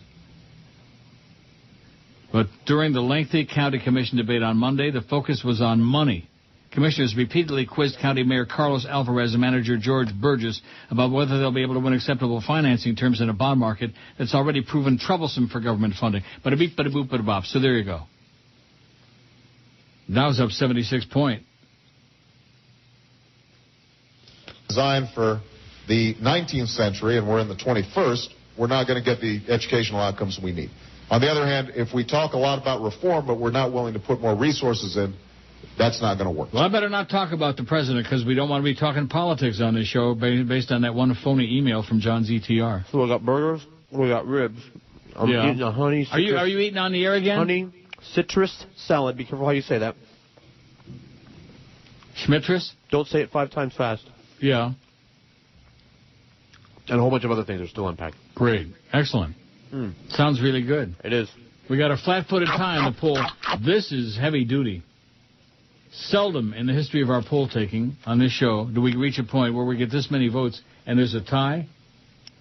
We got a total of 256 votes, and Howard Cosell and James Earl Jones, 62 each. The most identifiable voice ever is or was. Is James Earl Jones still alive or is he dead?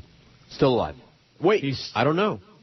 Oh, you could Google it, but then I'm doing you it get now. that food all over your computer. Paul Harvey, 22. John Wayne, the Duke, 15 for the douche.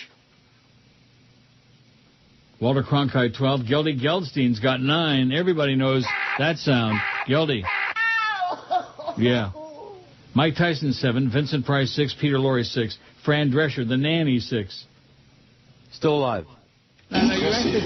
You put Marcel Marceau on there, and he got 4 votes. He was a mime. He didn't speak. I know. It makes it extra funny. Get that off of there. Eric, take that off, please. Why did you do that? To be a bastard in a basket? Wow, you are a bastard. I hope they put something really special in that food for you. It's all special. And what kind of a booger have you got? Like a cheeseburger. But I'm having my with bacon, maybe? I don't. Gilbert Gottfried, 4. Harry Carey, 4. Don LaFontaine 4, Arnold Schwarzenegger 3, Michael Buffer 3, Bela Lugosi 3, Barry White 3, Eartha Kitt 3, Casey Kisum 2, John Facenda 2, Ernie Anderson 2. All that big fuss about Ernie Anderson, he's got 2 votes. Oh, you better get with it, Neil. You don't know squat. Yeah, squat on this. Rod Serling 2, Boris Karloff 2, George Burns 2, 1 each for Mel Blanc. Jax, you put Jax on there? I did. Jerks Jackson 1, Phyllis Diller, Christopher Lee, Jackie Lee, Jim McKay, Don Cox, and Barbara Wallwell with 1 apiece. Somebody voted for Jackie Lee, probably him. He's got an ego bigger than Montana. What a goofball. Jackie Lee. And it's the mow. On the outside, here comes the mow. And every horse with the mow, yeah. Mow this. Mow the lawn. No votes for Ricardo Montalban, Vin Scully, Johnny Most. Where are you getting some of these? Were they on the original poll, Johnny Most? Somebody faxed that in there, that Johnny Most. We was robbed. Havlicek stole the ball. We was robbed. Yeah, we was robbed. Robbed this, Johnny. He's dead. Humphrey Bogart. None for Jason Robards, Harry Callis, Sly Stallone, Richard Nixon, Mitch Lewis. You actually put Mitch Lewis on there. Sure, why not? Jaime Schmendrick, Hishka Bibble, Lauren Green, Thurl Ravenscraft. You put names on there I told you not to. Tom Brokaw. You're a bastard. I didn't think you told me not to. What? I didn't think you told us not to. Go ahead. Put whatever you want on there. Go ahead. Oh, here's another list. And I'm just deleting it. When you send me more than one, I delete them. I got rib juice on my fingers. Can we add the Nesquik bunny to the poll, who's seemingly a Jewish rabbit from Long Island? Yeah, sure. How about Ed Sullivan? On tonight's shoe, we got a really great shoe. He was sad. And here's 2 more. Keep sending me a bunch, and you can be damn sure.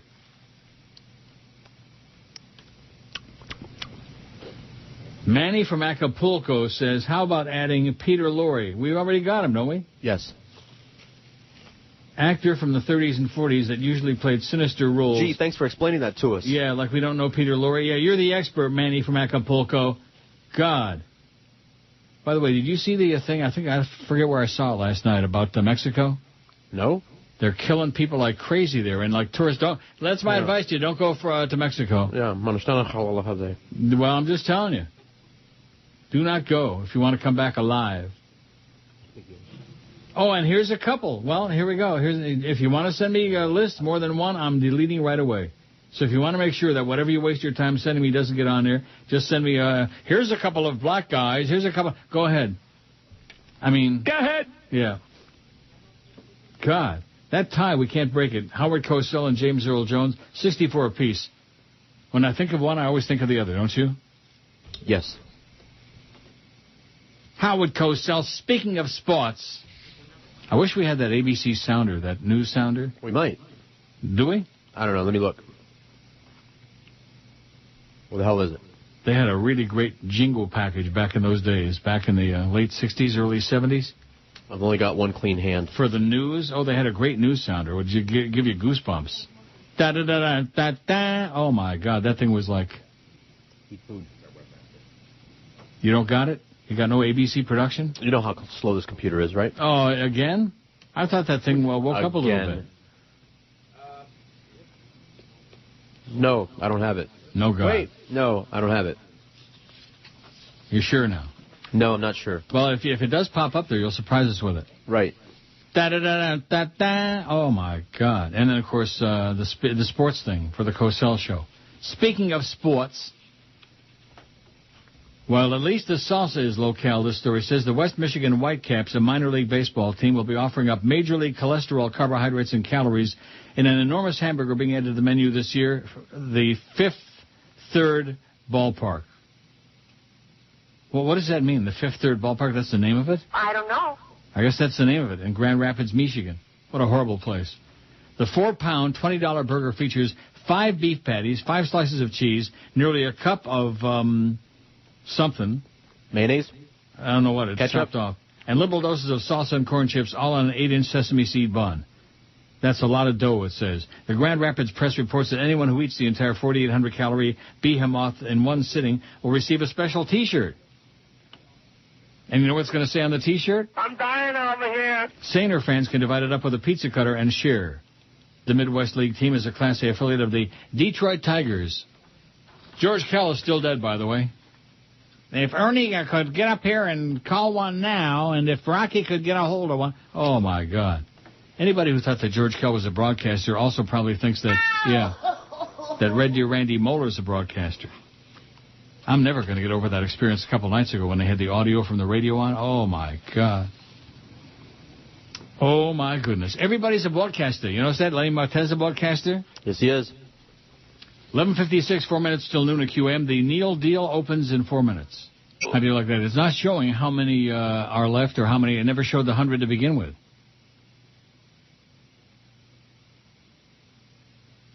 Are you following me?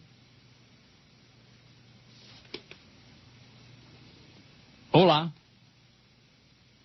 What happened to George? Did he die? Did he disappear? What?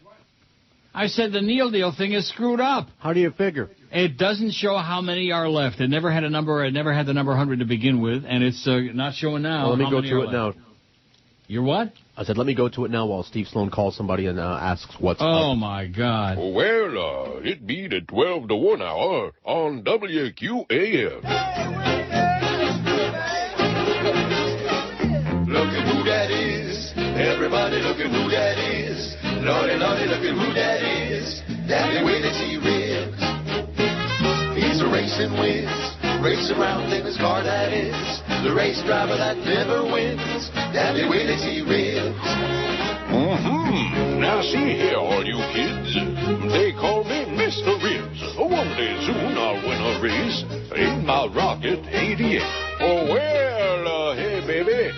You sure look fine today. Mr. Ribs, did you win the race? Oh, well, I came in at 35th place. Well, you earned yourself some ribs on a plate. Forget that, honey. How's about a date? I ain't gonna take that chance. Not if you keep coming in last. Is that why you don't go out with me? You ain't too slow. You can't compete. Well, I may be slow on the street, but I sure be fast on my feet.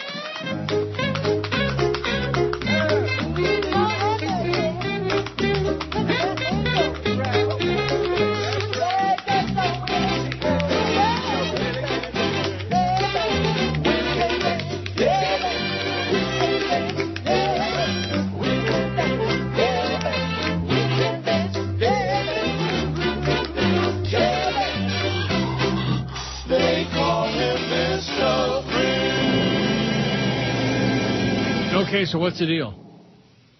Steve ran out, talking on his phone. So he's obviously going to figure out what's going on and get back. Oh.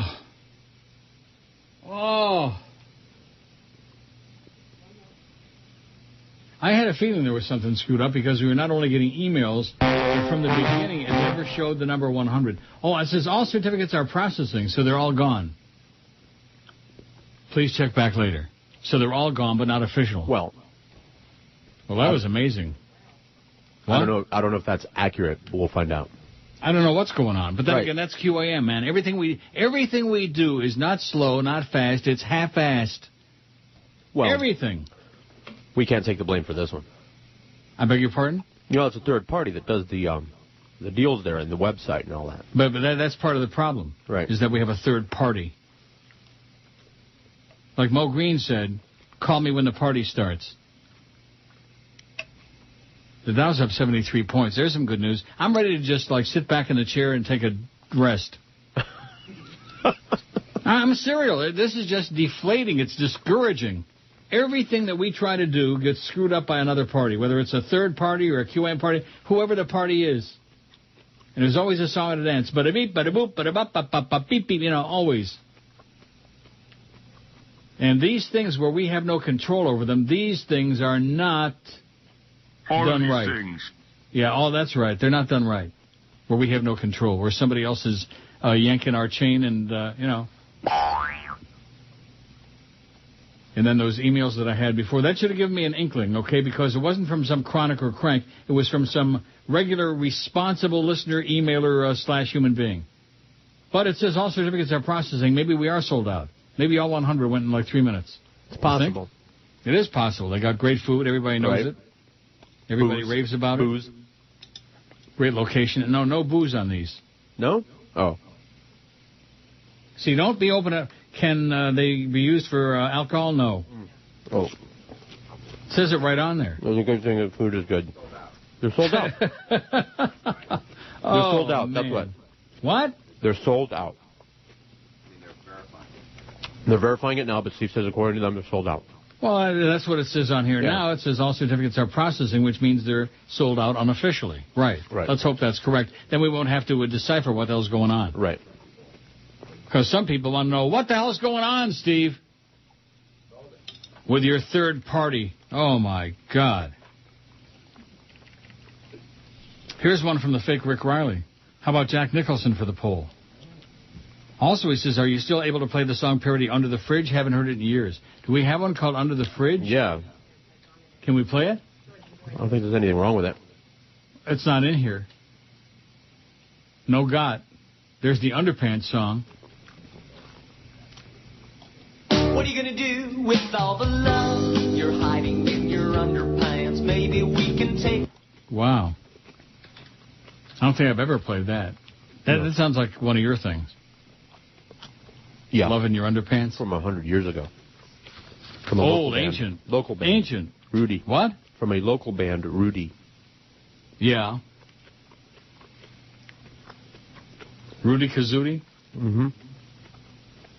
Wow. This shallot is so good. I feel like everything was going along fine, and all of a sudden somebody just put up another one of those QM roadblocks. Can't be helped by us. So in other words, you tell me there's no way for us to get a little bit more control over how that thing operates? Yeah. Here. Go ahead. Yeah. Wave your magic wand and take control of it. No, you got the magic wand there. That's right. I don't have that. It still didn't work. I don't have it. Is it in here? There's magic butt. No, I don't think so. I think I added that. You added what? That sound effect. Cow moo, goat, screaming lady. Oh, there's the screaming lady. Remember the original, the mini scream? Remember that one? Mm-hmm. And was it Boy Gary or Steve Nichols said that, we shouldn't play that. It's disgusting or something. Yeah. Boy Gary. Remember that? Boy Gary. And I told them to blow it out their ass. Please. Was Boy Gary? Yeah. What was wrong with it? Nothing.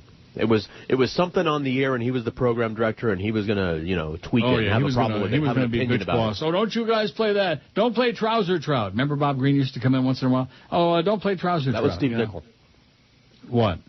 Trouser Trout? Wasn't that him? No, but Bob Green came in and said. Yeah. Because you wouldn't listen to Steve Nichols. You were out of control. Oh, yeah. And then Bob Green told me in the hallway that one day, oh, don't come in Monday, and don't come in Tuesday, don't come in Wednesday, like that, He was my friend, Bob Green, after a fashion. I'm your friend. Yeah. Yeah, he was my friend like that. Well, guess what? It looks to me like it's official. Yeah. It's official. Let's see. Past deals. Now, if Hard Rock Cafe is on here under past deals, that means it's official. Let's see. No, it's not on there yet. It's in limbo. It's somewhere between official and unofficial. I don't get it. Processing. Huh? It's processing. No, it's not processing anymore. It doesn't say that anymore. That doesn't matter. It says nothing. What? Doesn't matter if it says it or not. Oh, it says buy now. So that means that some of them didn't go through, but we don't know how many. Oh, my God.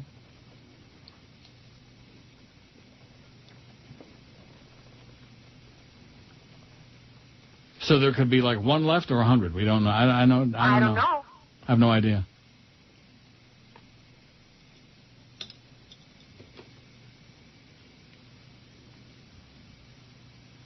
All these years I've been doing this, and now this, like that old lady and said. this here. And this here, yeah. And this here. No, they're not all sold out, because if they were, it would be under past deals, and it's not. And I go back, and it says buy now. But for some reason, this has never happened before. We've been doing this a long time. Never happened before. That didn't show the number. Mm-hmm. So whoever is in charge of this production, whoever this company is, they've got it all balled up big time this week. All balled up. So tell your friend Steve Sloan they're not sold out. Hey, and we have no idea how many are left, which would be helpful if we knew, but we don't.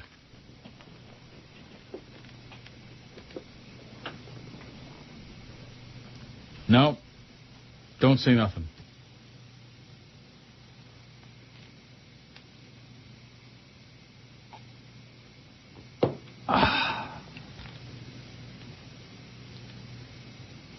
So is he going to do something about this, or what's the deal? This reminds me of yesterday all over again.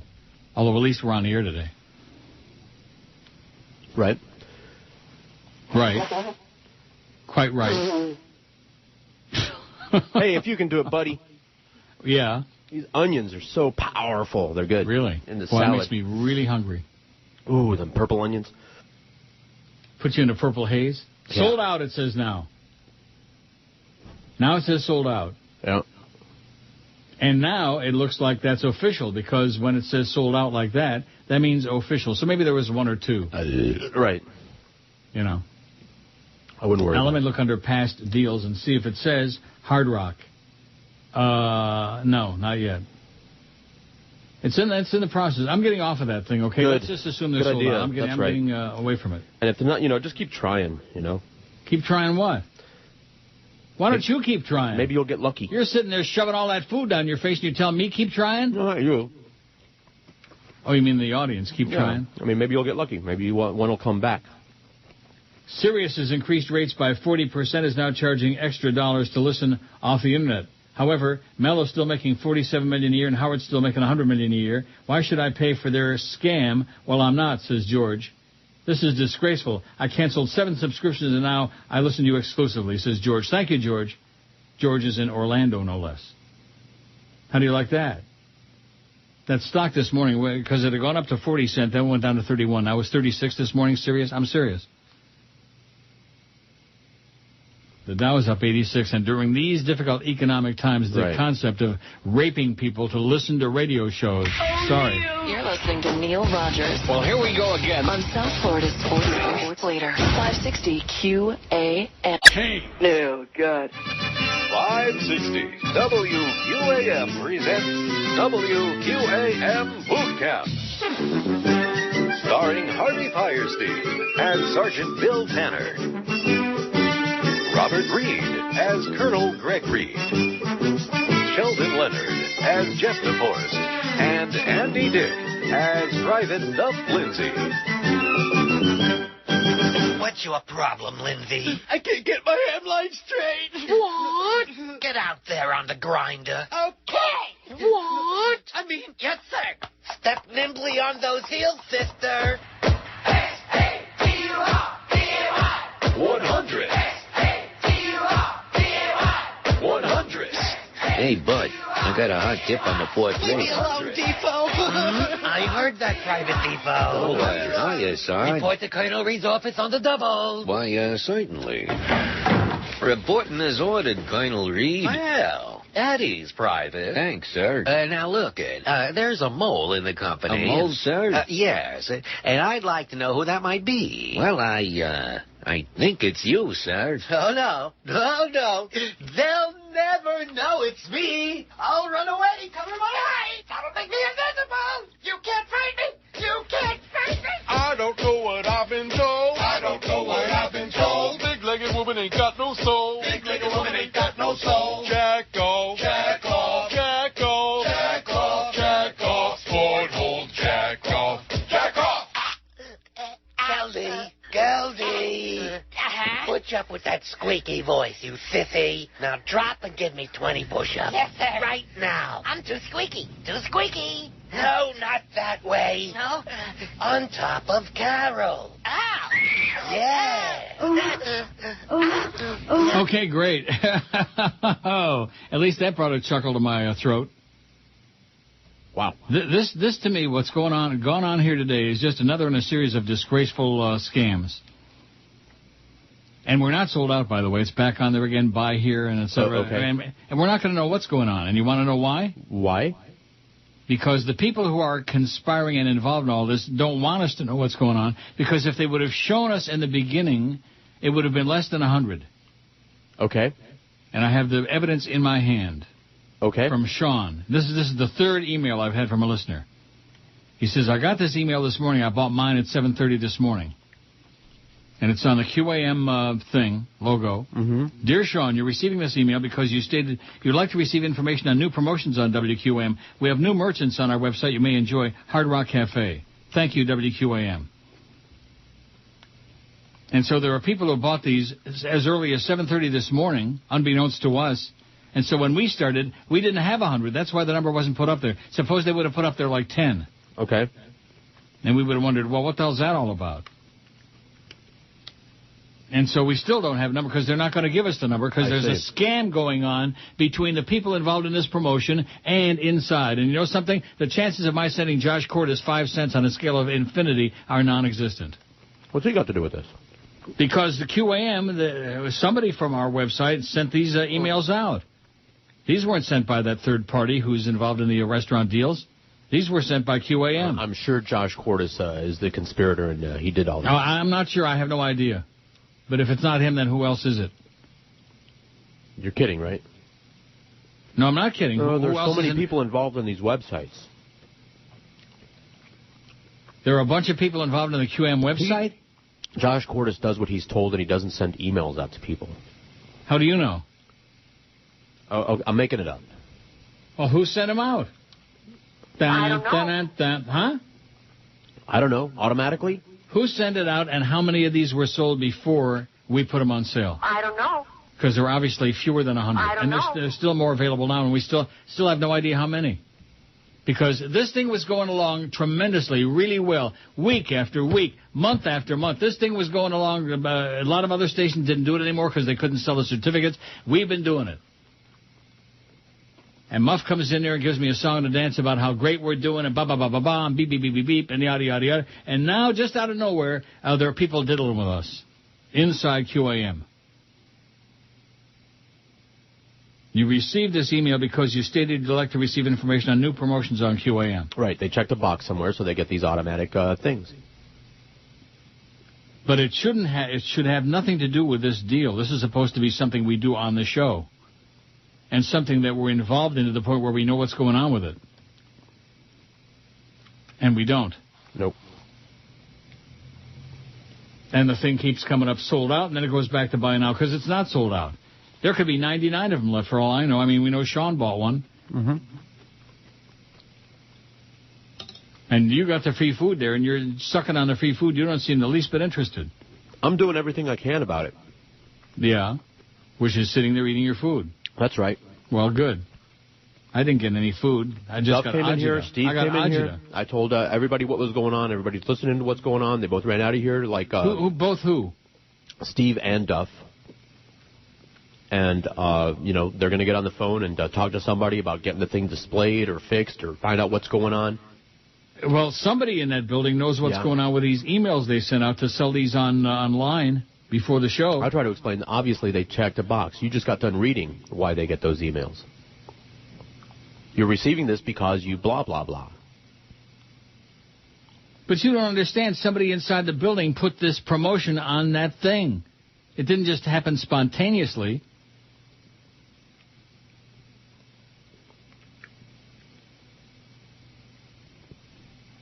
You don't follow that? They opened the store. What I'm trying to thinking, my theory. What you're trying to make up, Yeah, I'm making it up. Obviously, since Sean or other people bought their certificates early, the third party, the company that does this thing, opened the store early for whatever reason. Somebody somebody pushed the wrong button. Somebody programmed something the wrong way. The store opened. When the store opens, these people who elected to receive promotional emails got their automatic email. Why are you laughing? You just got done reading. You're receiving this because you elected to receive promotional emails. But this is not from some third party. This is on the QAM logo. Yeah. And they receive it automatically whenever the store opens, obviously. What do you mean they receive it automatically? It never happened before. How do you know? You don't think we would have heard from somebody somewhere that somebody would have bought one before? Because when we start, we have the full number of certificates, 50 or 100 every week. Whoever, like Sean, can verify whether or not they receive the emails, similar emails, when the store opens, for the people who elect to receive the promotional emails. I don't think it's all that complicated. The store opened early. People got some automatic emails sent to them. Some people bought their certificates. Somebody realized their mistake. What do you mean the store opened early? What are you talking about? If Sean bought some certificate early, then obviously the company that sells the certificates opened the store early. How else? And that's because they've got this thing cooked up with somebody inside the building that we're sending these deals out to get people to buy it early. Behind our back. I don't think there is anything insidious going on. The Dow's up 103 points. Of course there's something going on. All right. Boy, after all these years and you're sitting there making excuses for these people, for these grave robbers? Yeah.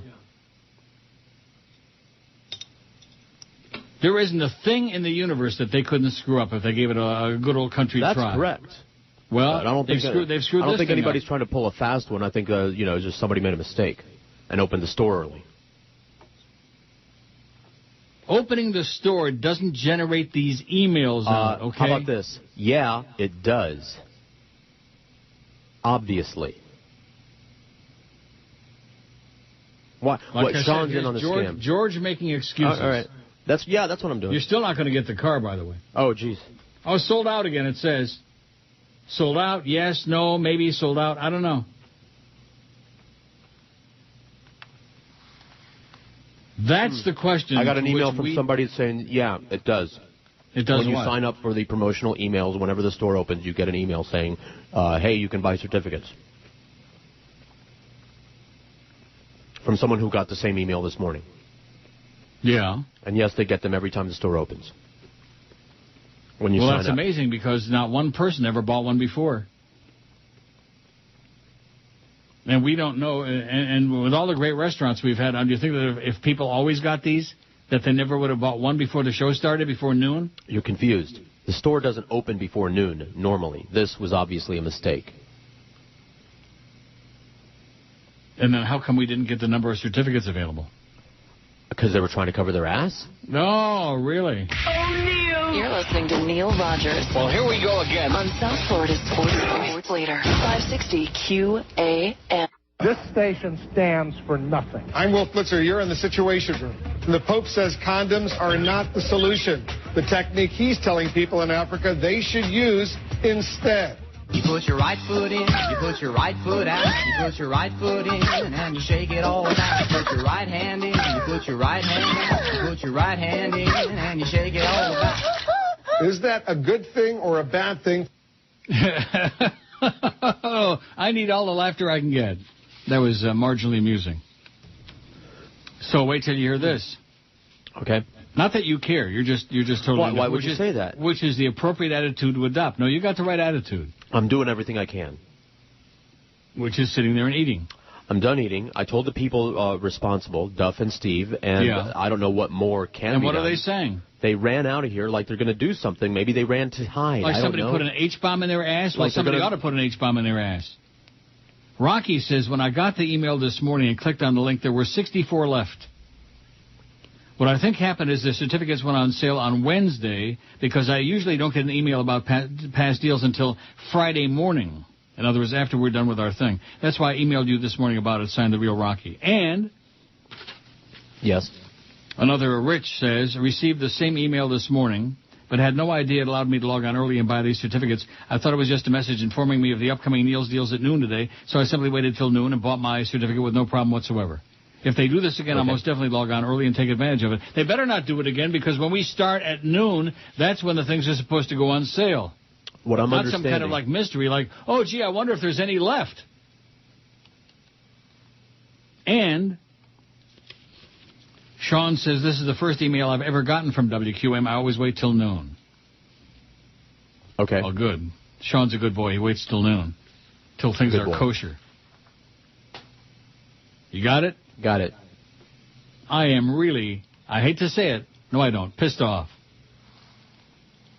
They could screw up anything. A wet dream. I mean, you name it, they can screw up anything. Is not arguable. The Real Rocky says the email you read just now in the air from a listener is the one from Neophil that lets you know about past deals that did not sell out. It does have the QM logo, but it is sent from a third-party company. I see. Well, there you go. Well, I'm just passing along what I'm learning here. Right. That's all. That's all I'm doing. It's the best we can do. Because we're like mushrooms, man. We're in the dark. Which By the way, you know, Yes? we do what we can do. We can't be, you know, we can't be helped. Oh, I'm sure a lot of people would agree with that. Well, it says they're sold out again now, but you know what? I have my doubts. And why it's taking so long for them to get official, I have no idea. I mean, I might have some idea if it said like there were 30 left or 5 left, or, you know. But we for whatever reason, they won't change that. They won't tell us how many were left. Right. I theorize that somebody screwed up, opened the store a day early now, it sounds like, because these people got their emails this morning. Yeah, 7:30 this morning. And somebody went, oop, that was a mistake, and they didn't want to... they didn't want to tell us how many were left, because then I'd be sitting here wondering, how come there's only like 40 left or whatever it was? Exactly. When we popped on there, instead of seeing 100, we would have seen less than that. Yeah. Realized that the store was opened early and pitched a fit. I'm already pitching a fit. Earlier than later, so I don't know. I'm already pitching a fit because this is being done like Schmidt. Right. If it's not broken, if it's not broken, fix it. Typical radio approach to everything. Diddle with it. Screw with it. Which and you know something? The WQM website, remember how they were like so averse to having a link to our website because we had those pictures on? Yeah. Well, guess what? I am also averse to having anything to do with the QM website. They just make me sick. But I should send a big check to Josh Cordes, 20, 30 grand, I would think. I know he had nothing to do with this. Right, he's a button monkey, man. He's a button man? He's a button-pushing monkey. He's like Willie Chi-Chi, he's a button man. They say push the button, and he pushes it. I thought maybe he was a buffer. Because I want to take a couple of buffering right now. I've got such a headache from Josh. Is he there? No. Oh. I mean, he's across the hall. He came and got his food. Oh, he came in there, got food, but he isn't dealing with this thing with the WQM website being a piece of crap. Well, you know something he does have? He's in charge of the WQM website. He's the webmeister. He's the cockameister. That was up 83 points. And the virtual town hall meeting's going on with Obama. It counts. See, there you go. It counts. Like Count Dracula, it counts. Still says sold out. Maybe it's going to be official one of these days. If this happens again, I'm going to tell you right now, and I don't care how much money it costs me out of my pocket, because what Joe Bell has already done to me, I wouldn't wish on Heinrich Himmler. I just wash my hands of it if this keeps going on. It's like these other people are doing crap behind our back. And please don't tell me that nobody inside that building that you're sitting in knows anything about this. I don't know what they know. What do they know, and when did they know it? That's the question. I don't know what anybody in this building knows. Except not much, they know obviously. Sports. They know about the game and the smell.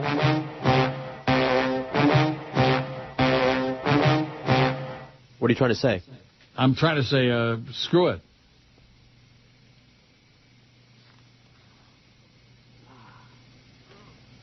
Jesus, God Almighty. You try to do a good job with crap. Yeah. We've been doing it weekend. I mean, we've got, what do we got, 2 or 3 that haven't sold out from the whole time we've been doing this? I think we were talking just this morning about how schlocky everything is in the world anymore. Yeah. Well, this is Radio Schlock. I've already said that a million times. It's true. Oh, Hard Rock Cafe, it's official. It's sold out. Oh. It says it's sold out in 25 minutes. Yeah, 25 minutes, my ass. With a little head start. Yeah, with a little head start from 7:30 this morning and maybe yesterday. I don't know. Because certainly if Rocky says there were only 64 left when he got his thing, how come he knew how many were left? What time is his show on? Yeah, strangers. He's a stranger.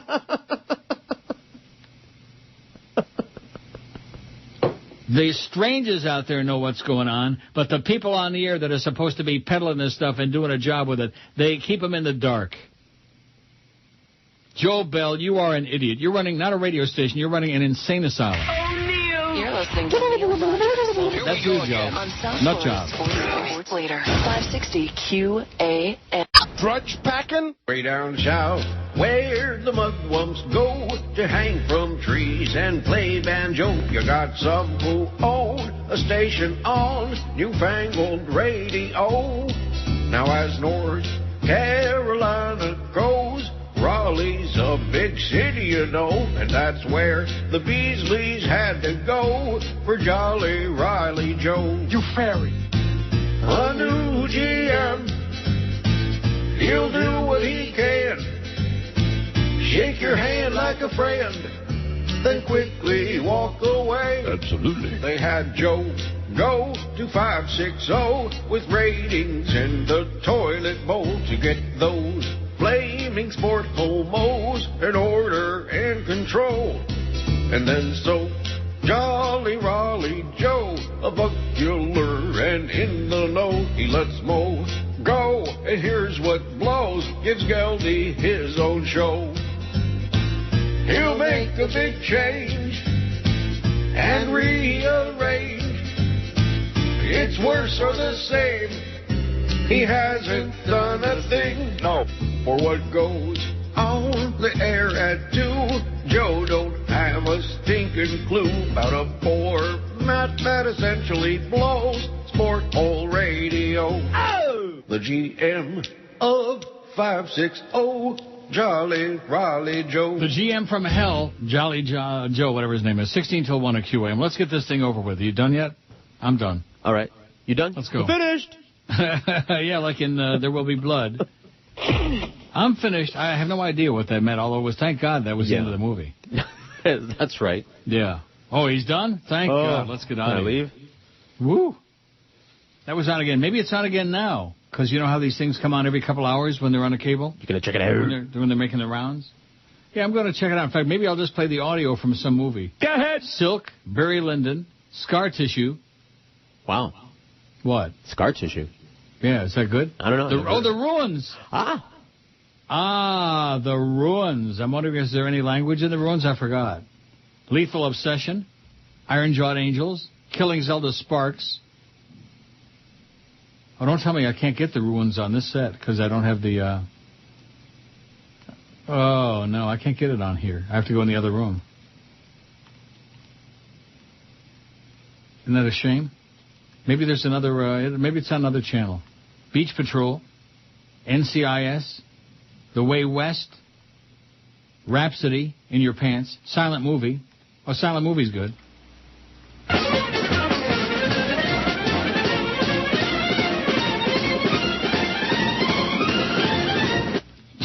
Les Boys 2.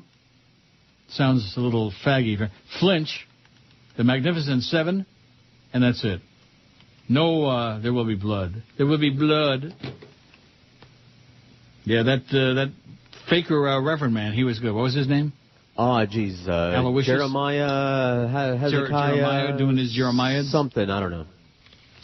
Well, guess who won the unsexiest man of the year award? In what publication or... Big, fat... Rush. Yeah, there you go. Boston Phoenix. How many hints did you have to give me? The man who touted Barack the Magic Negro and mocked Michael J. Fox for allegedly faking Parkinson's disease has beaten out the man who stole nearly $65 million for a dubious accolade.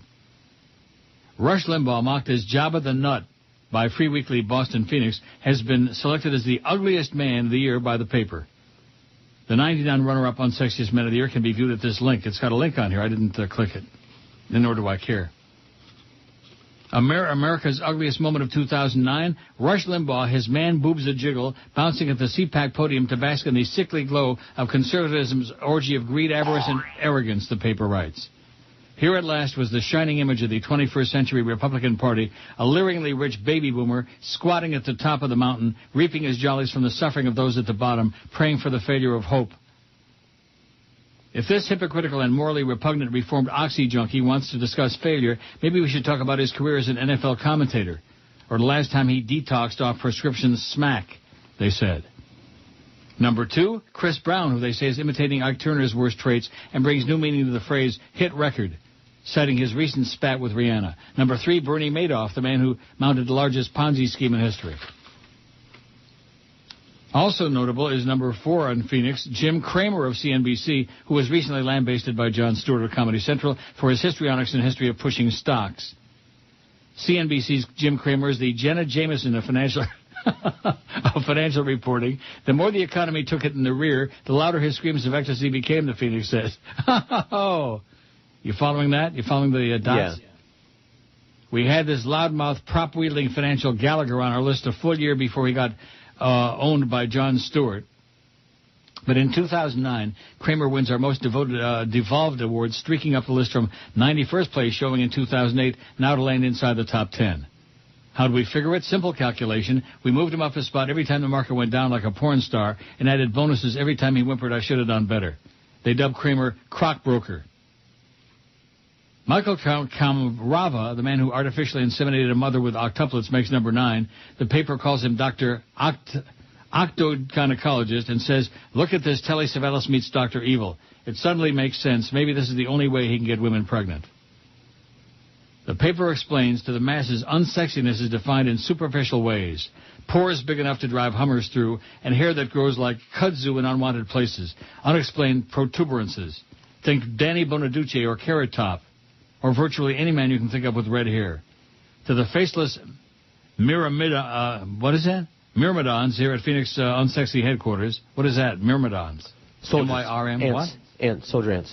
Really? However, unsexiness is an altogether different quality, defined instead by gripping jillions out of charities or punching your girlfriend or yelling at your cinematographer.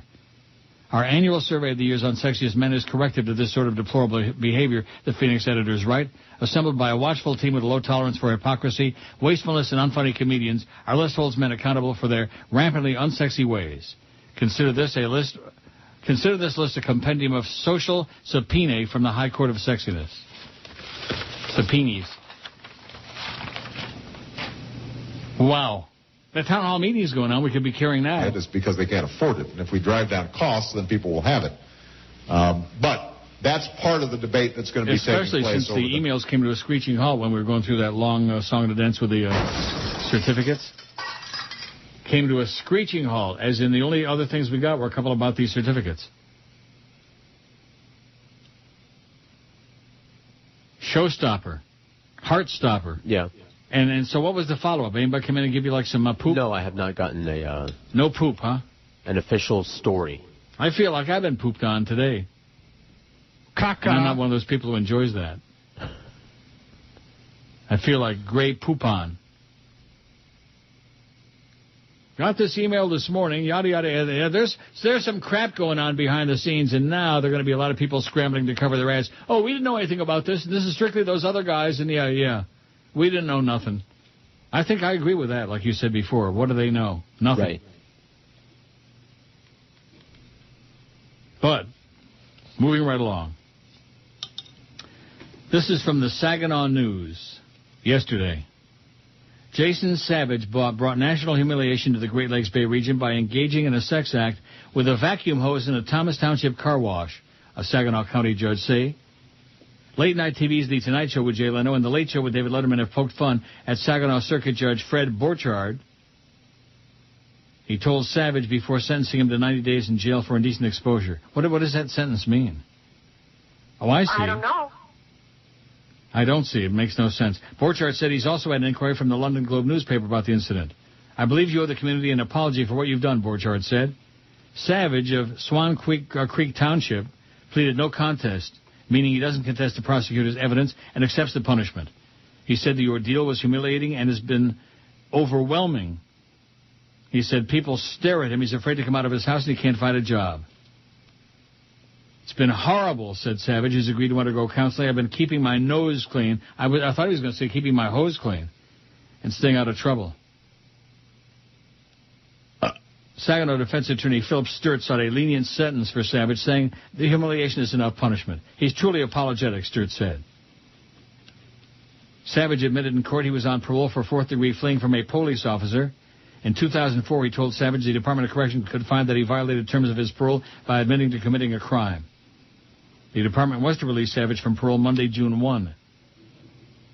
Savage has convictions for second-degree home invasion, 96, possessing contraband marijuana, 98, in a prison at the former Buena Vista Corrections Center. A Thomas Township resident saw someone acting suspicious at a car wash 6:45 a.m. October 16th. A Thomas Township police officer parked nearby, approached on foot and caught Savage in the act. He was doing the vacuum hose.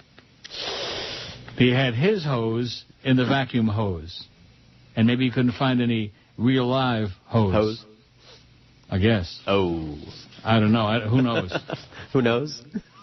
Those hoes. I feel like we've been hosed here today. I feel like the whole show has been thrown off kilter. I really do. What else is new? After yesterday? Maybe this will be an everyday thing now. Can't wait for tomorrow. Here's one that says, how can you not include Foster Hewitt in the poll as the most distinctive voice? He was the voice of Hockey Night in Canada back in the day when everyone in Canada listened on the radio.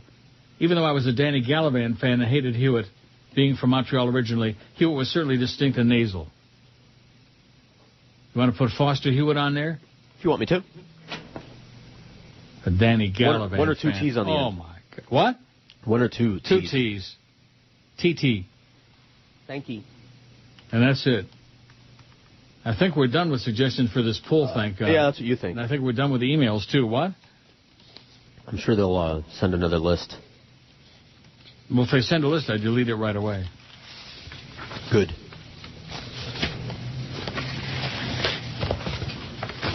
Yeah, that just screwed up screwed up all my plans, all my arrangements. I mean, you're going along, you think you know what you're doing, and then all of a sudden out of nowhere comes, oh, well, geez, nobody knew, and blah, blah, blah, blah, blah. Excuse time radio, baby. That's what it's all about. Excuses and excuses. They never stop. Oh, well, that's the third party. That's that company. That's it. Yeah, right. Call me when the party starts. 345 votes on this poll. The most identifiable voice ever is or was James Earl Jones, 88, Howard Cosell, 79. Jimmy's pulling away a little bit. Paul Harvey, 30. John Wayne, 15. Walter Cronkite, 14. Geldy Geldstein's in the top numbers there, 11. Double digits for Geldy. How do you like that? He's right. I put him on the map. The Squeakmeister. Arnold has got 8. Vincent Price, 8. Peter Lorre, 8. And everybody else, relatively speaking, is small potatoes.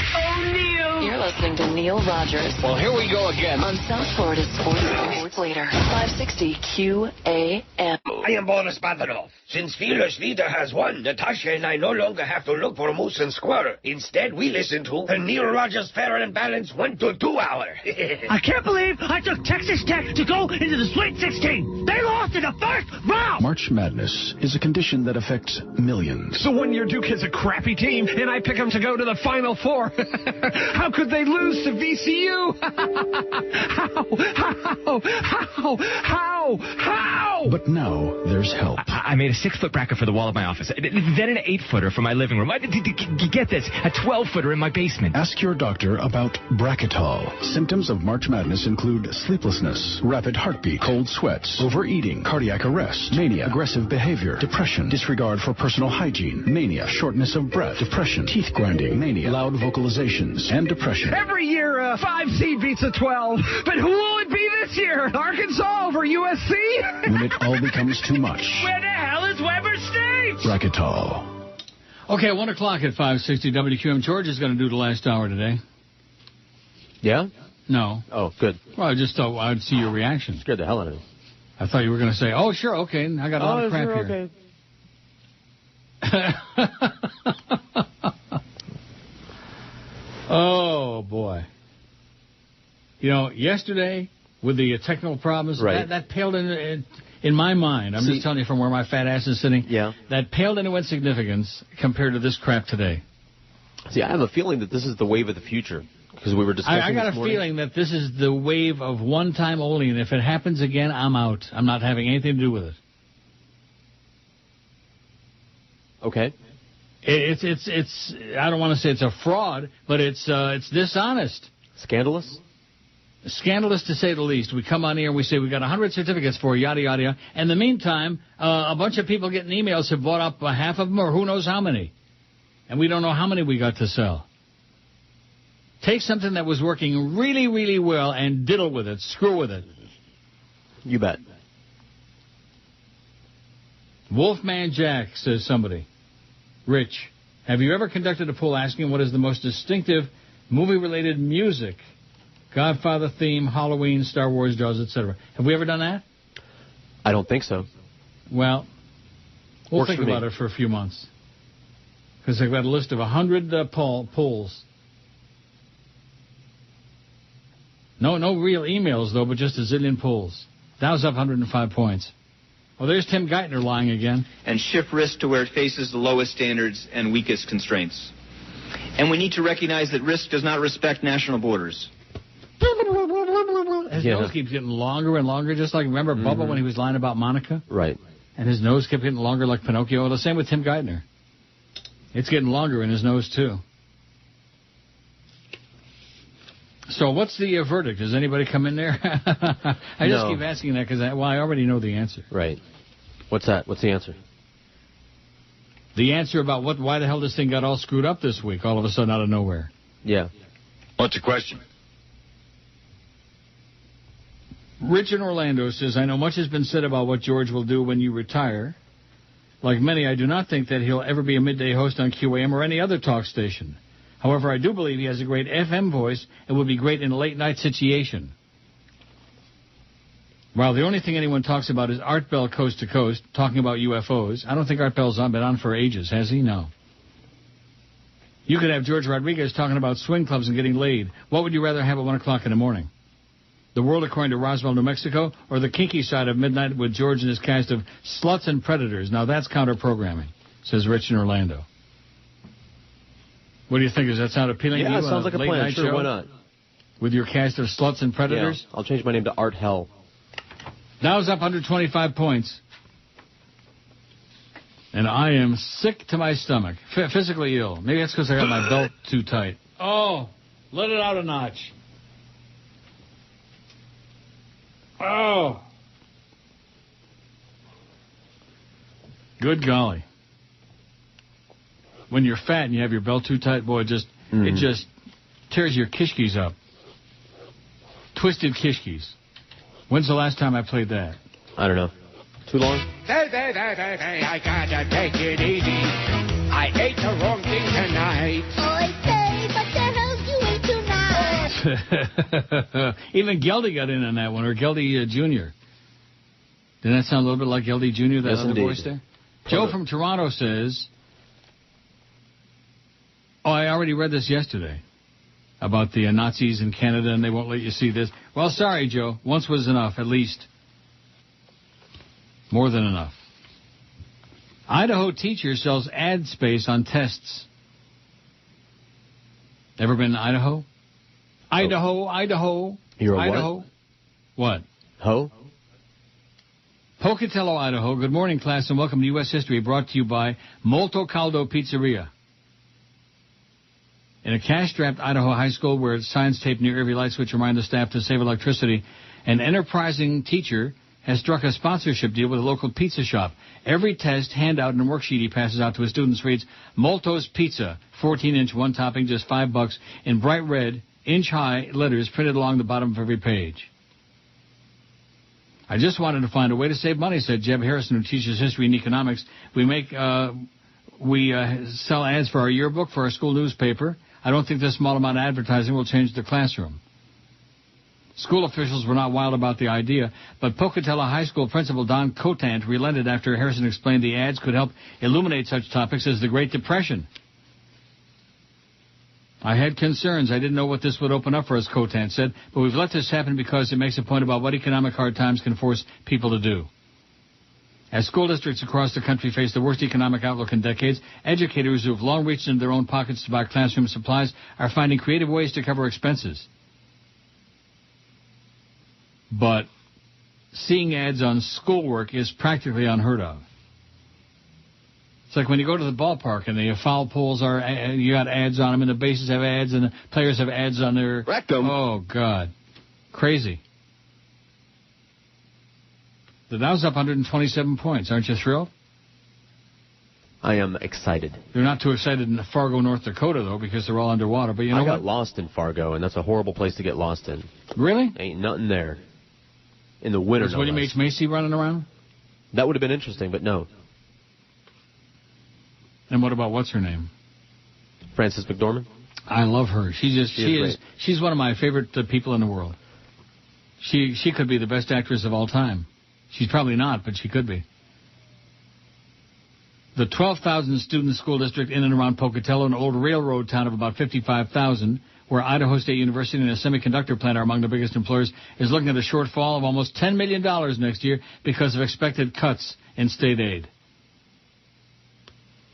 Well, let's take up a collection and help out those people in Pocatello. Idaho.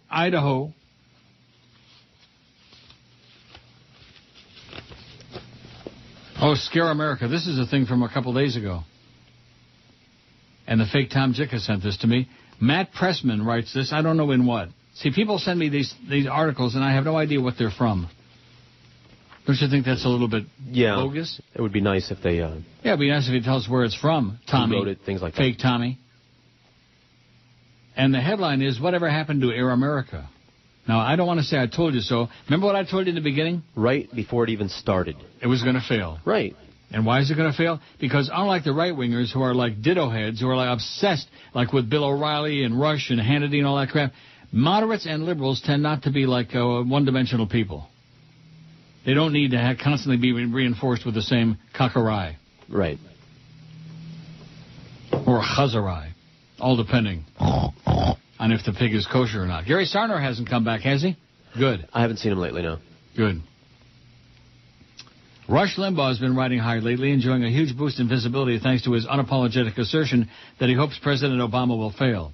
But what about another entity whose failure Rush hoped for and predicted?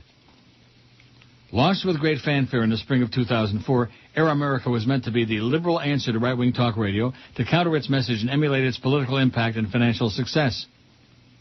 But despite abundant publicity and an impressive roster of on-air talent, America's ratings never came anywhere near those of right-wing titans such as Limbaugh and Sean Hannity, or even those of Heartland progressive Ed Schultz. To make matters worse, the network was beset by a raft of off-air problems almost from its inception. A charity loan scandal, contract disputes with affiliates and employees, continual changes in ownership and management, and a 2006 bankruptcy. As Air America's 5th birthday approaches, it seems fair to ask, is the concept of a liberal talk radio network dead? And why didn't it take off as its supporters had hoped? Because it sucked.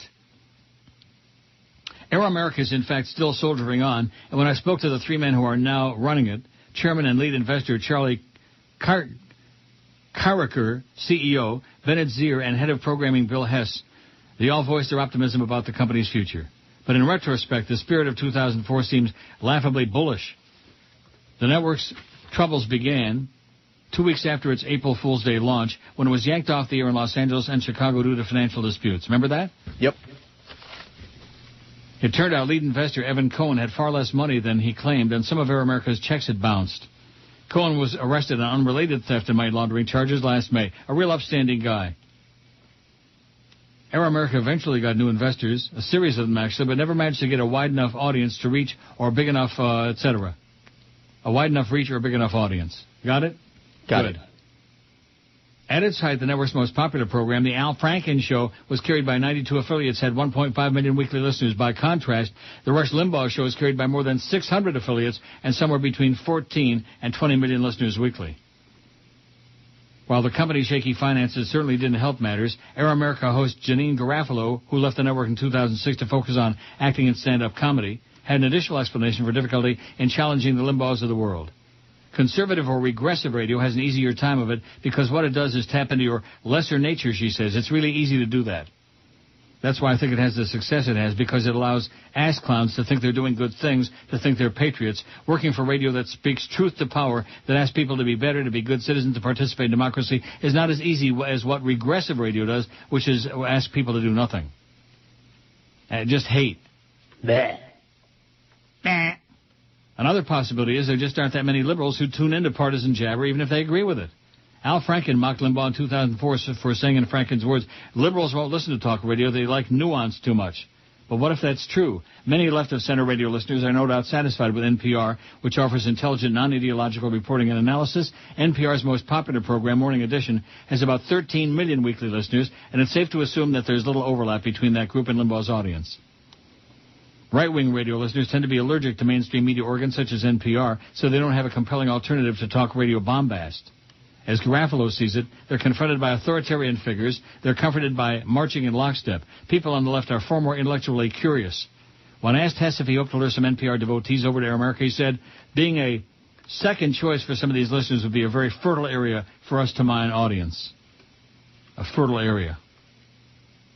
Still another theory is that Air America took an overly ambitious approach from the beginning. Instead of concentrating on one or two shows, they tried to create a full day's slate of liberal programming, because otherwise Rachel Maddow would end up sandwiched between, say, Bill O'Reilly and Michael Sandwich. Well, Michael Sandwich. Michael Sandwich. Oh, what a disgusting you'd like thought. that, yeah. Their strategy required that Air America either buy out radio stations entirely or lease huge blocks at a time from them, a difficult proposition for any company, let alone one that was often struggling to keep its head above water.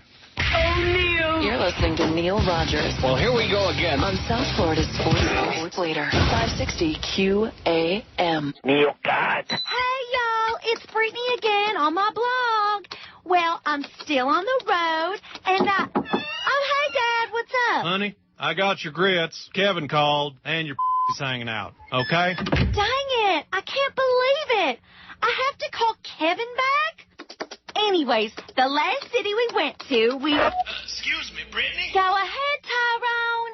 Oh, he's on my security detail, y'all. There's cameras everywhere, and he watches everything. It's great. You have a visitor at the gate, and you're hanging out. OMG, someone's at the gate? Oh, hey, London. What's that?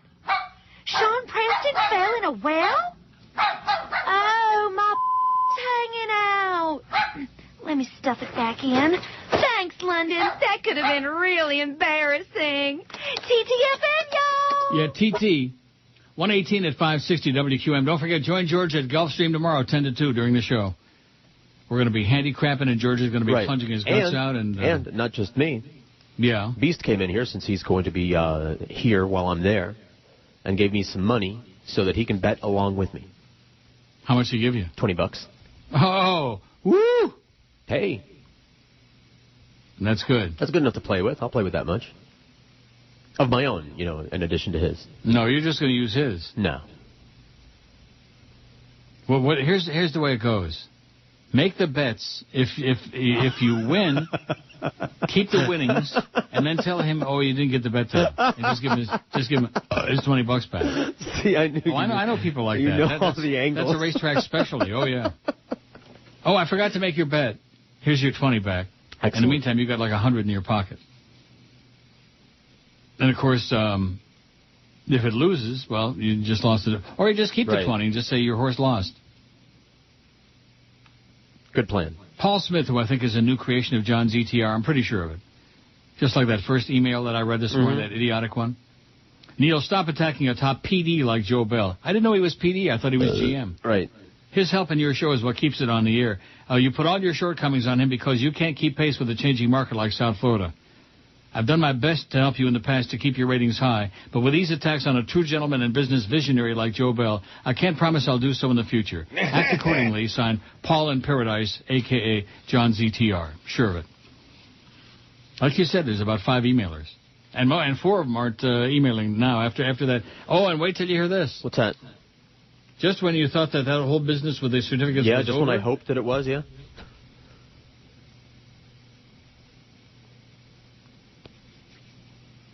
Oh, here's an email from Flea. Please see below and plan accordingly for live spots, scheduling, and appearances. Thanks. Yeah. And this is about my vacations and your vacations and yada, yada, yada. Okay, all of great. these vacations. Great. He's on top of it. He's doing it. Okay, listen to this. Okay. I'm going to have a relapse when I finish reading this. Don't have a stroke now.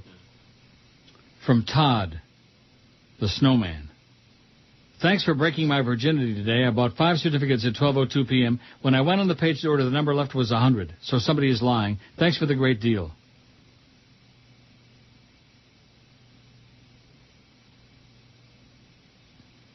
Okay. Did you hear that? I heard it. I don't know what to make of it, but I heard it. Left when he started if Rocky Schmendrick there had said there were 64 at 7:30 this morning. Right. Maybe somebody's not being honest, or maybe they and how does Snowman know there was 100 to go when I couldn't? Could you see the number left on your thing? That's a dubious email there. Yeah, I think Todd's just an agent provocateur. Could very well. Not that anyone would do that, mess with us like that. Oh no, not on this show. And mess not with on the this promotion market. by trying to tie up the thing by ordering a bunch like they did before. Yeah. Are you saying that there's people screwing with us? Why would anyone want to do that? I don't know. Woe is me. Whoa. Woe to us. I still just don't understand why this thing is going out with the QAM logo thing on there. Neil's Half Price Deals, 560 WQAM. And it like it's a letter from QAM. As if. I mean, it's one thing if they turn over the the actual physical, while it's going on Thursday, I'm tongue-tied because I'm trying to explain it. Right. As opposed to like being involved in all these other ways. It's kind of like somebody else is running a radio station on Thursday at noon. Yeah. Well, at least somebody's got to. Don't complain. Somebody has to take the bullshit by the horns and get a hold of it. Grab it. Get a hold of it. But nevertheless, when did I say that next trend is coming out? Did you mark it on the calendar or not? No, I didn't. Oh, boy. Slipshod. Everybody's slipping. That's me. And I'm starting to hear tapping and knocking. They're putting new toilets in some of the apartments here in this building. And the sirens out there. Can you hear that? Not yet. Now we can. Fire truck. Oh, boy. Big old fire truck, new toilets, tapping, hammering, yanking, twisting, pulling, pushing. They're pushing it. As Howard Smellyburger would say, they're pushing it. Well, it's really, it's a damn good thing we had that poll today with the building the poll with the names. Mm-hmm. Because other than that, man, they had the amount of material they had, you could put in a thimble and have room for the beast's ass left over in there. So the beast is going to be in the studio there tomorrow again, huh? I reckon. If not, thanks for the money. Oh. Here's a 20 for you. I think everybody in the building ought to come around and have you 20, 50, 100. That's right. Hey, make some money for me tomorrow at the track, George. Just a little. I should sell the food that the people bring in here. And then what we can do is I can text you the horses that I really pick. And, yeah, for you to bet with your money. And then on the air I'll pick, dogs that have no chance. 99-1. You look at the last line in the racing form, it says, fell, bled, you're a bastard. Did not finish, puked his guts out, like that. That never would have even occurred to me. Well, when you've been going to the track as many years as I have, almost 50 years, 49 years. I think you're the bastard in the basket. What is it? Bastard in the basket. What does that have to do with this? I just called you a bastard in a basket. Wait, he's writing something on Trend. Thursday, April 2. Okay. That's what it was. That's next Thursday. Yes. Next Thursday. Thanks, Lee. Second trend of the winter book. And let's pray it's as good for us as the first one was. Boy, then we could get some bonus money, which we desperately need. Oh, boy. Thanks to the hose job that Joe Bell did on all of us. Gives you a 3% raise and then a 5% cut. I mean, what kind of a deal is that? Bad deal? Bastard deal? A horrible deal. A stab in the back deal. And no car. No car. Bastards from a basket! Bastards from a basket! Quit picking on Jolly Joe like that. Bastards from a basket! So how are you enjoying the new car? It rides like a dream. And I just want to scream. I don't know what the real story is. We'll leave it to Duff and Steve Sloan. Yeah, they'll cook something up and decipher with their partners in crime on that deal what they'll happen today. Every week, it's just like clockwork. Moving along, no problem. Most weeks we sell out in a couple of minutes and whatever. And then this week, out of the blue, out of left field comes Saurus. Yeah. Here at South Florida's sports leader, we are dudes talking sports. Manly men talking about more manly men. But one thing we know is true. Even though we love to talk sports, we also love to look at hot chicks. To do that, just log on to WQAM.com and get the best of both worlds. Hot chicks talking sports. It's Script Down Sports online at WQAM.com. Now, please don't tell me that's a rejoin. Please. Please. Oh, my God. Agarra la miel, Junior. Oh, well, has anybody heard about Father Merge? father Merd was burgling turds. Oh, well, a father Merd was burgling turds. Oh, well, a father Merd was burgling turds. A father Merd, I heard, was burgling turds. Father Merd was burgling turds. Father Merd, I heard, was burgling turds. Father Merd was burgling turds. Father Merd was burgling turds. Father Merd was burgling turds. Well, don't you know our Father Merd? Well, he was altering boys and burgling turds. Oh, well, our Father Merd was burgling turds. That's what I heard. Lift my dress for the Lord.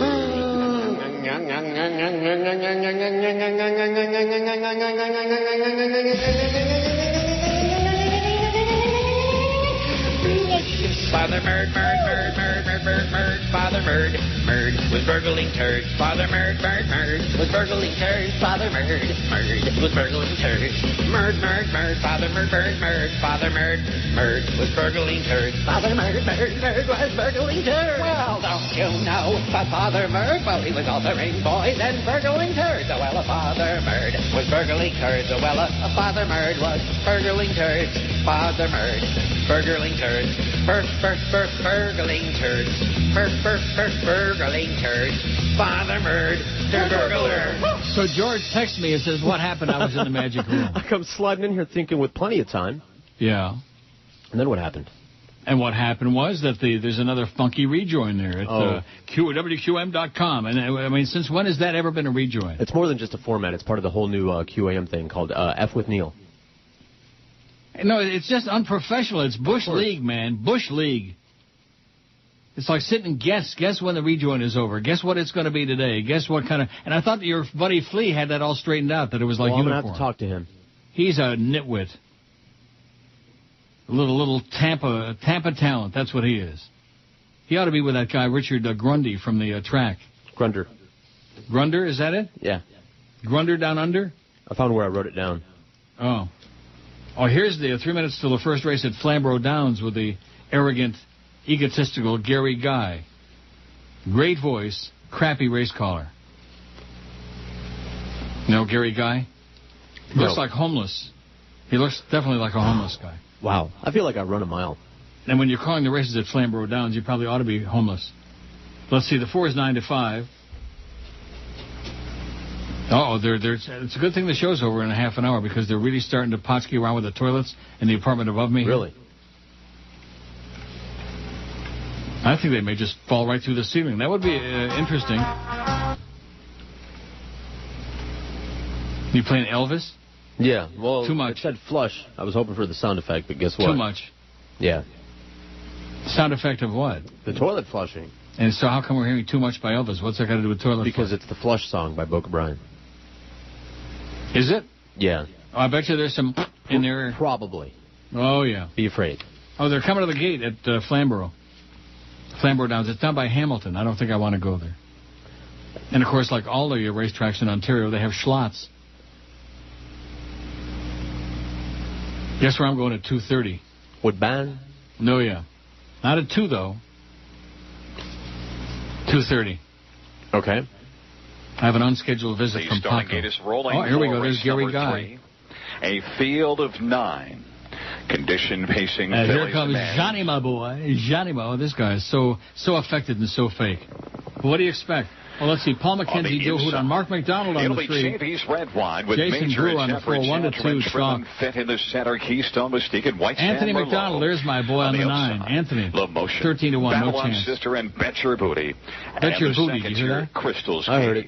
It is post time for race number 3. They're at the top of the stretch, and here they come. Mr. And Melodrama. now we have a starter's recall. All right, well, that's good. I don't want to carry harness racing on here. That would be a kiss of death. That would be almost like all that time we spent on that damn Neil Deal thing. Ordinarily, that thing is as slick as a greased pig. Yep. But not today. Today we had too many fingers in the pie. That's the problem. There are too many people involved in that crap. Too many people involved. And you better tell Flea that if he starts screwing around with these rejoins again, his ass is going to be... he'll be right back there in Tarpon Springs. Well, whatever that means. I don't know. It just came to mind. I think it's a good place for him. Well, he's buddies with Jolly Joe Bell. You know, he puts on a good act like he's our buddy, but every now and then, when you least expect it, you know, he gives us the old raspberry. It was a raspberry. Okay. That was a poison berry. Jeff says, for the pool, don't forget about Scott Farrell for the pool. I listen to him on Sirius 4 nights a week. Blah, blah, blah. I'll sell your children some Haitians. He says he loves that guy in a non-faggot way. Put him on there. Why do people have to... Why do they have to say that so defensively, you know? Well, you know, they're afraid. Oh, they're afraid that everybody's going to think that they're gay. Yeah. I see. You homos wanting to touch their bags, things like that. No thanks. I'll untouch you sight unseen, Jeff. PP, the pusillanimous pussyfooter, says, the other day you asked what the male equivalent of a beard was. In case nobody else answered, the term used is merkin. Huh? Have you ever heard that before in your life? Never, no. Merkin. Meaning? Rhymes with gherkin and jerkin. And lurkin. He's got an explanation there, right? Yeah, would you just relax? All right. You know, for a guy that has, every time I say something, you're not there today, which, you know. What? When you got to go, you got to go. No, that's happened about 10 times today. What? The food was there. You were totally preoccupied while I was sitting here having a nervous crap about this damn Neil deal thing. Sure. And you were eating, and I understand. Right. You know, the clients come in, they bring the food in, so I'm not just eating, I'm schmoozing, too.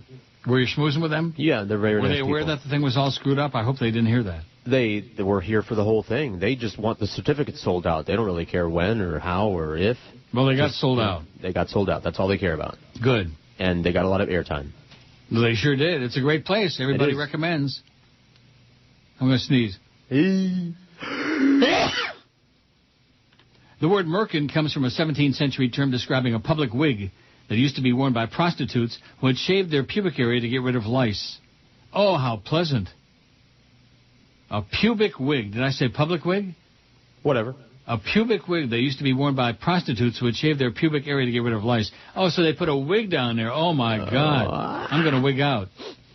And you're going to wig out when you hear... Pat your booty and the second-tier crystals, Katie. It is post-time race 3. They're into the stretch drive. So the brothers are in this race, Mark McDonald and Anthony McDonald. Downs. Take we'll two. Get back to you, Anthony. They're at the start in the rough. Keystone Mystique leaves sharply with major temper tantrum. That's what I'm going to have today. I already had one. And you're going to have one when you hear who this next email is from. Al Rogers. Oh, you already know? I got one, too. Oh, boy. Now, you're going to get really psychotic if I read it? Am I going to get a lecture? Well, you see who it's from. Yeah. Well, you're always lecturing me about reading emails, and especially from nutjobs. This is entirely up to you, man. I mean, there's not much to it. Subject, sexy greyhounds. How about taking a poll rating the dogs? Well, what does that mean? Dear Neil, Joe Rose did a show on ugly South Florida athletes. I have a feeling your program director has his wandering eye on some greyhound dogs he follows quite closely. I bet your program director give you a few nominees for your poll sexiest greyhound dogs. Clarence what does that mean? Clarence and the Greyhounds? I don't know what he's talking about, as usual. Neil, I thank you for the 30 years of great radio. WNWS 790, WINZ 940, Zeta 84, which is not right, WIOD and now WQAM. I did not catch any of your shows on WKAT. Sincerely, Al, Palm Beach. Police here love to write tickets even more than the police in Plantation and Pompano Beach. Thinking of moving to Jupiter or maybe Naples. Far away, Al, formerly of Pompano Beach and Plantation, Florida. The chronic stalking Al Rogers. Maybe he's got Randy tied up in the basement with a little dog. Maybe That's where why she he's writing went. about dogs. No wonder nobody can find her. That's right. Al Rogers has got Randy locked in the basement. Oh, Jason Brewer's on the lead at 1-2. 2.5 lengths from the front. JB's red wine on the inside, racing fourth. White San Merlot's outside fifth. Crystals, Katie. Don't like Jason Brewer. But it's back further to Shrim in fifth. Low motion, bet your booty, 3/4 with 25-1. And it is Keystone Mystique now. Sounds like Gary Guy's going to have a stroke. Leading by 3 as they turn for home. Babylon Sister on the inside, racing second. Major it's a one-horse race. White What's he San all Merlot. excited And about? JB's red wine with Crystals, Katie. They come to the finish. Keystone Mystique wins it and takes it by about 5 lengths. By a boot 5 lengths. Do you hear that? Yeah. Neil God.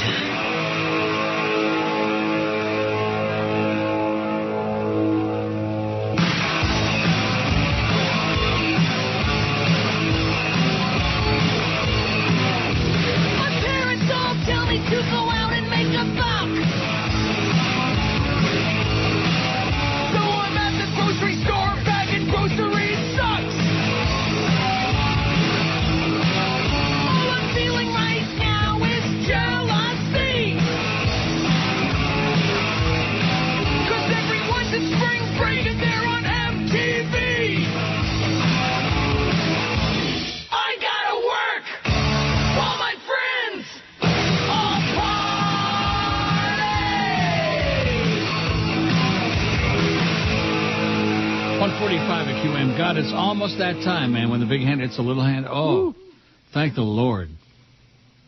Al Rogers follows up because I read the first one, so I blocked him. Okay. He was already blocked on mine, apparently. Oh, yeah, well, I just blocked him again. Maybe George will get a car if you disclose which greyhound dog Joe Bell likes the best. He don't even know that Joe Bell is not the program director. He's the general mangler. Right. We hate you, Al Rogers. Go away, you stalker. Go stalk somebody else. And by the way, that was funny. Oh, yeah, hysterical. Wah, wah, wah. Here's one almost as funny from your buddy Flea. Heard the rejoin, and I'm on it. I'll bring you back a sponge next time I'm back home in Tarpon Springs. Do you know what that means? I guess they got sponges there, from the sea. Maybe that's where they get them. I'm just taking a guess here. I see. U.S. Treasury trying to hang tough down along the rail. It's Stevel and Desert Falcon as they run down to the line. Stevel, Desert Falcon surging. Desert Falcon. Desert Falcon up to Second race at Gulfstream. This is just a preview of tomorrow. George will be there all 4 hours. Right on. And then we'll have some lucky wiener out there with our pick-a-pony deal. And now I got to handicap both races, thanks to Steve. Thank you. They just make it up as they go along. That's all. That's the way it works in that place. You're doing that for me. Oh, really? Yeah. And what are you doing for me? Blowing you kisses. There you go. By the way, it'll be Rick this week. Oh, so we already know who the contestant is? Thank you. I'm going to write that down right now. I've already got the racing form for both the first two races. Rick will have a $50 win bet on the second race, whoever I pick. I'm not all that confident this time, and I'm not going to, that Ron Nicoletti guy. I might not even look at his picks. Got that heavy New York accent, You know that guy? Yeah. Now, do they ever come by and see you or speak to you, any of those people, or no? Yeah. They do? All the bigwigs. They're all very nice there. They are. They love us. I met him. I met, I wish I could remember his name because now he's going to hate me. Who is that guy with the Italian... Aaron Perry. He's like the general manager or something like that. Oh, but who was the guy that you said looked like a mafia guy? Remember you brought him on the air that time? Oh, I wrote his name down too, yeah. Yeah. Which isn't an insult. I forgot his name.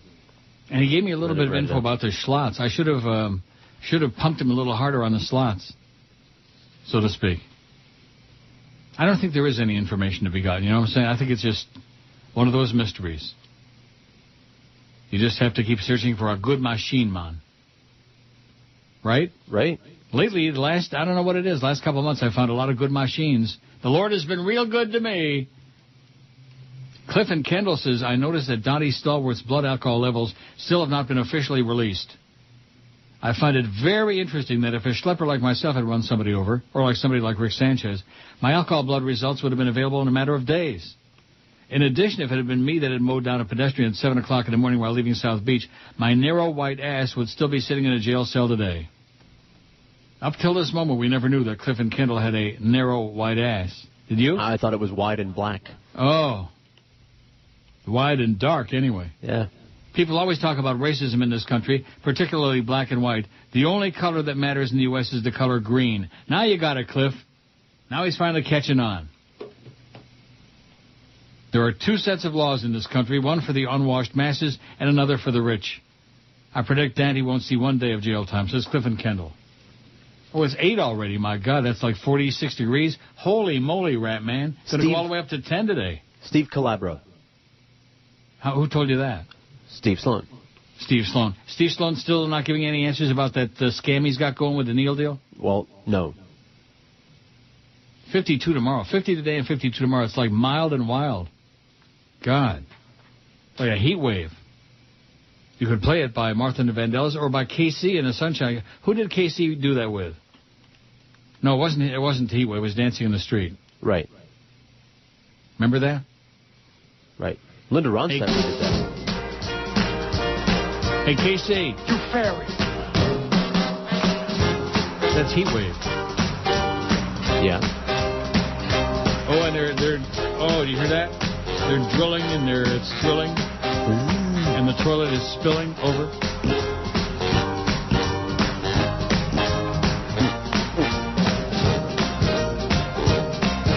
Oh, and here's an email about Sirius.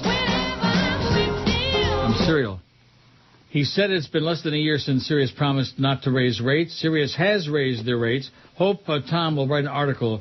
Thank you, God, for Neil and Tom. Who's he? Oh, just spoke with Jicka. Oh. Thank God for Neil and Tom, little Tommy. Yeah, Sirius is screwing the public, and that's because they're desperate and they're on the verge, and that's the way it goes. And there's another one here about the, sends me a copy. He says, I get this all the time. And nobody's ever told us they send these things out. It's the QM logo again. And thanks, you're receiving. Yeah, so I guess if you buy one of the certificates, then you start getting these things all the time. There's a option you can check, I understand. Oh, so in other words, somebody told you about that and you're holding back. No. We found this out today. You read that, actually. I read what? You're receiving this because you've selected or you've elected to receive promotional emails. You stated that you would like to receive information on new promotions on WQM. Yes. You stated. I found that out from you today. Really? Didn't you? No. Oh. You must not be listening to the show. I'm just aghast at the whole thing. I'm just, my mouth is agape. Close it, please.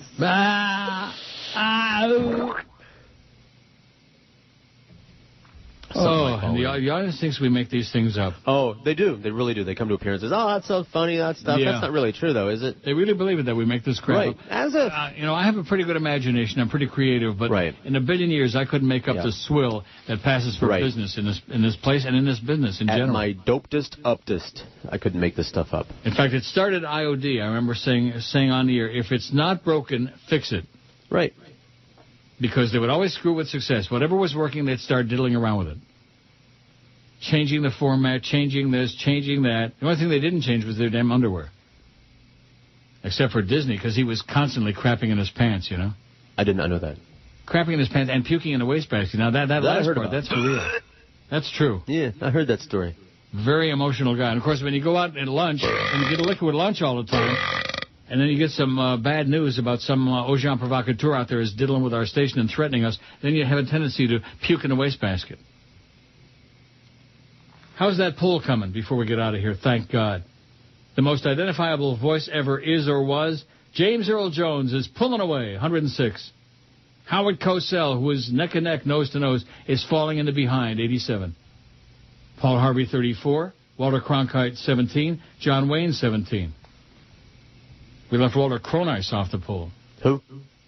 And what about Ralph Redneck? Oh, Neil! You're listening to Neil Rogers. Well, here we go again. Here's my story, it's sad but true. Oi!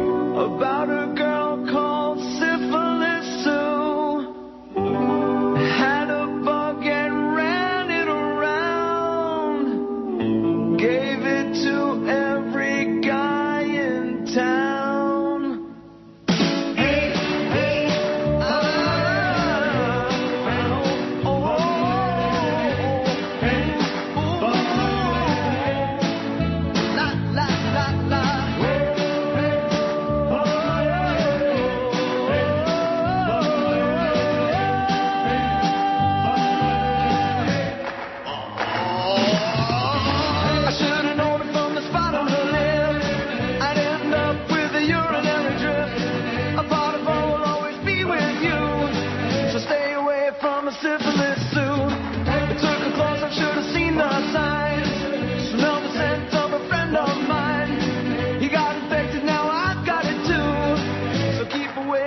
Syphilis Sue, yeah. Keep away from that girl. Hope that the ceiling will do now. Keep away from Sue. She likes to sleep around. Yeah, even did it with my basset hound. We did it, then I started to cough. Now I'm afraid it's falling off. Here's the moral of the story from a guy who knows. Used to have a hose where this fungus grows. Ask any fool that she ever knew. Keep away from a syphilis Sue, yeah.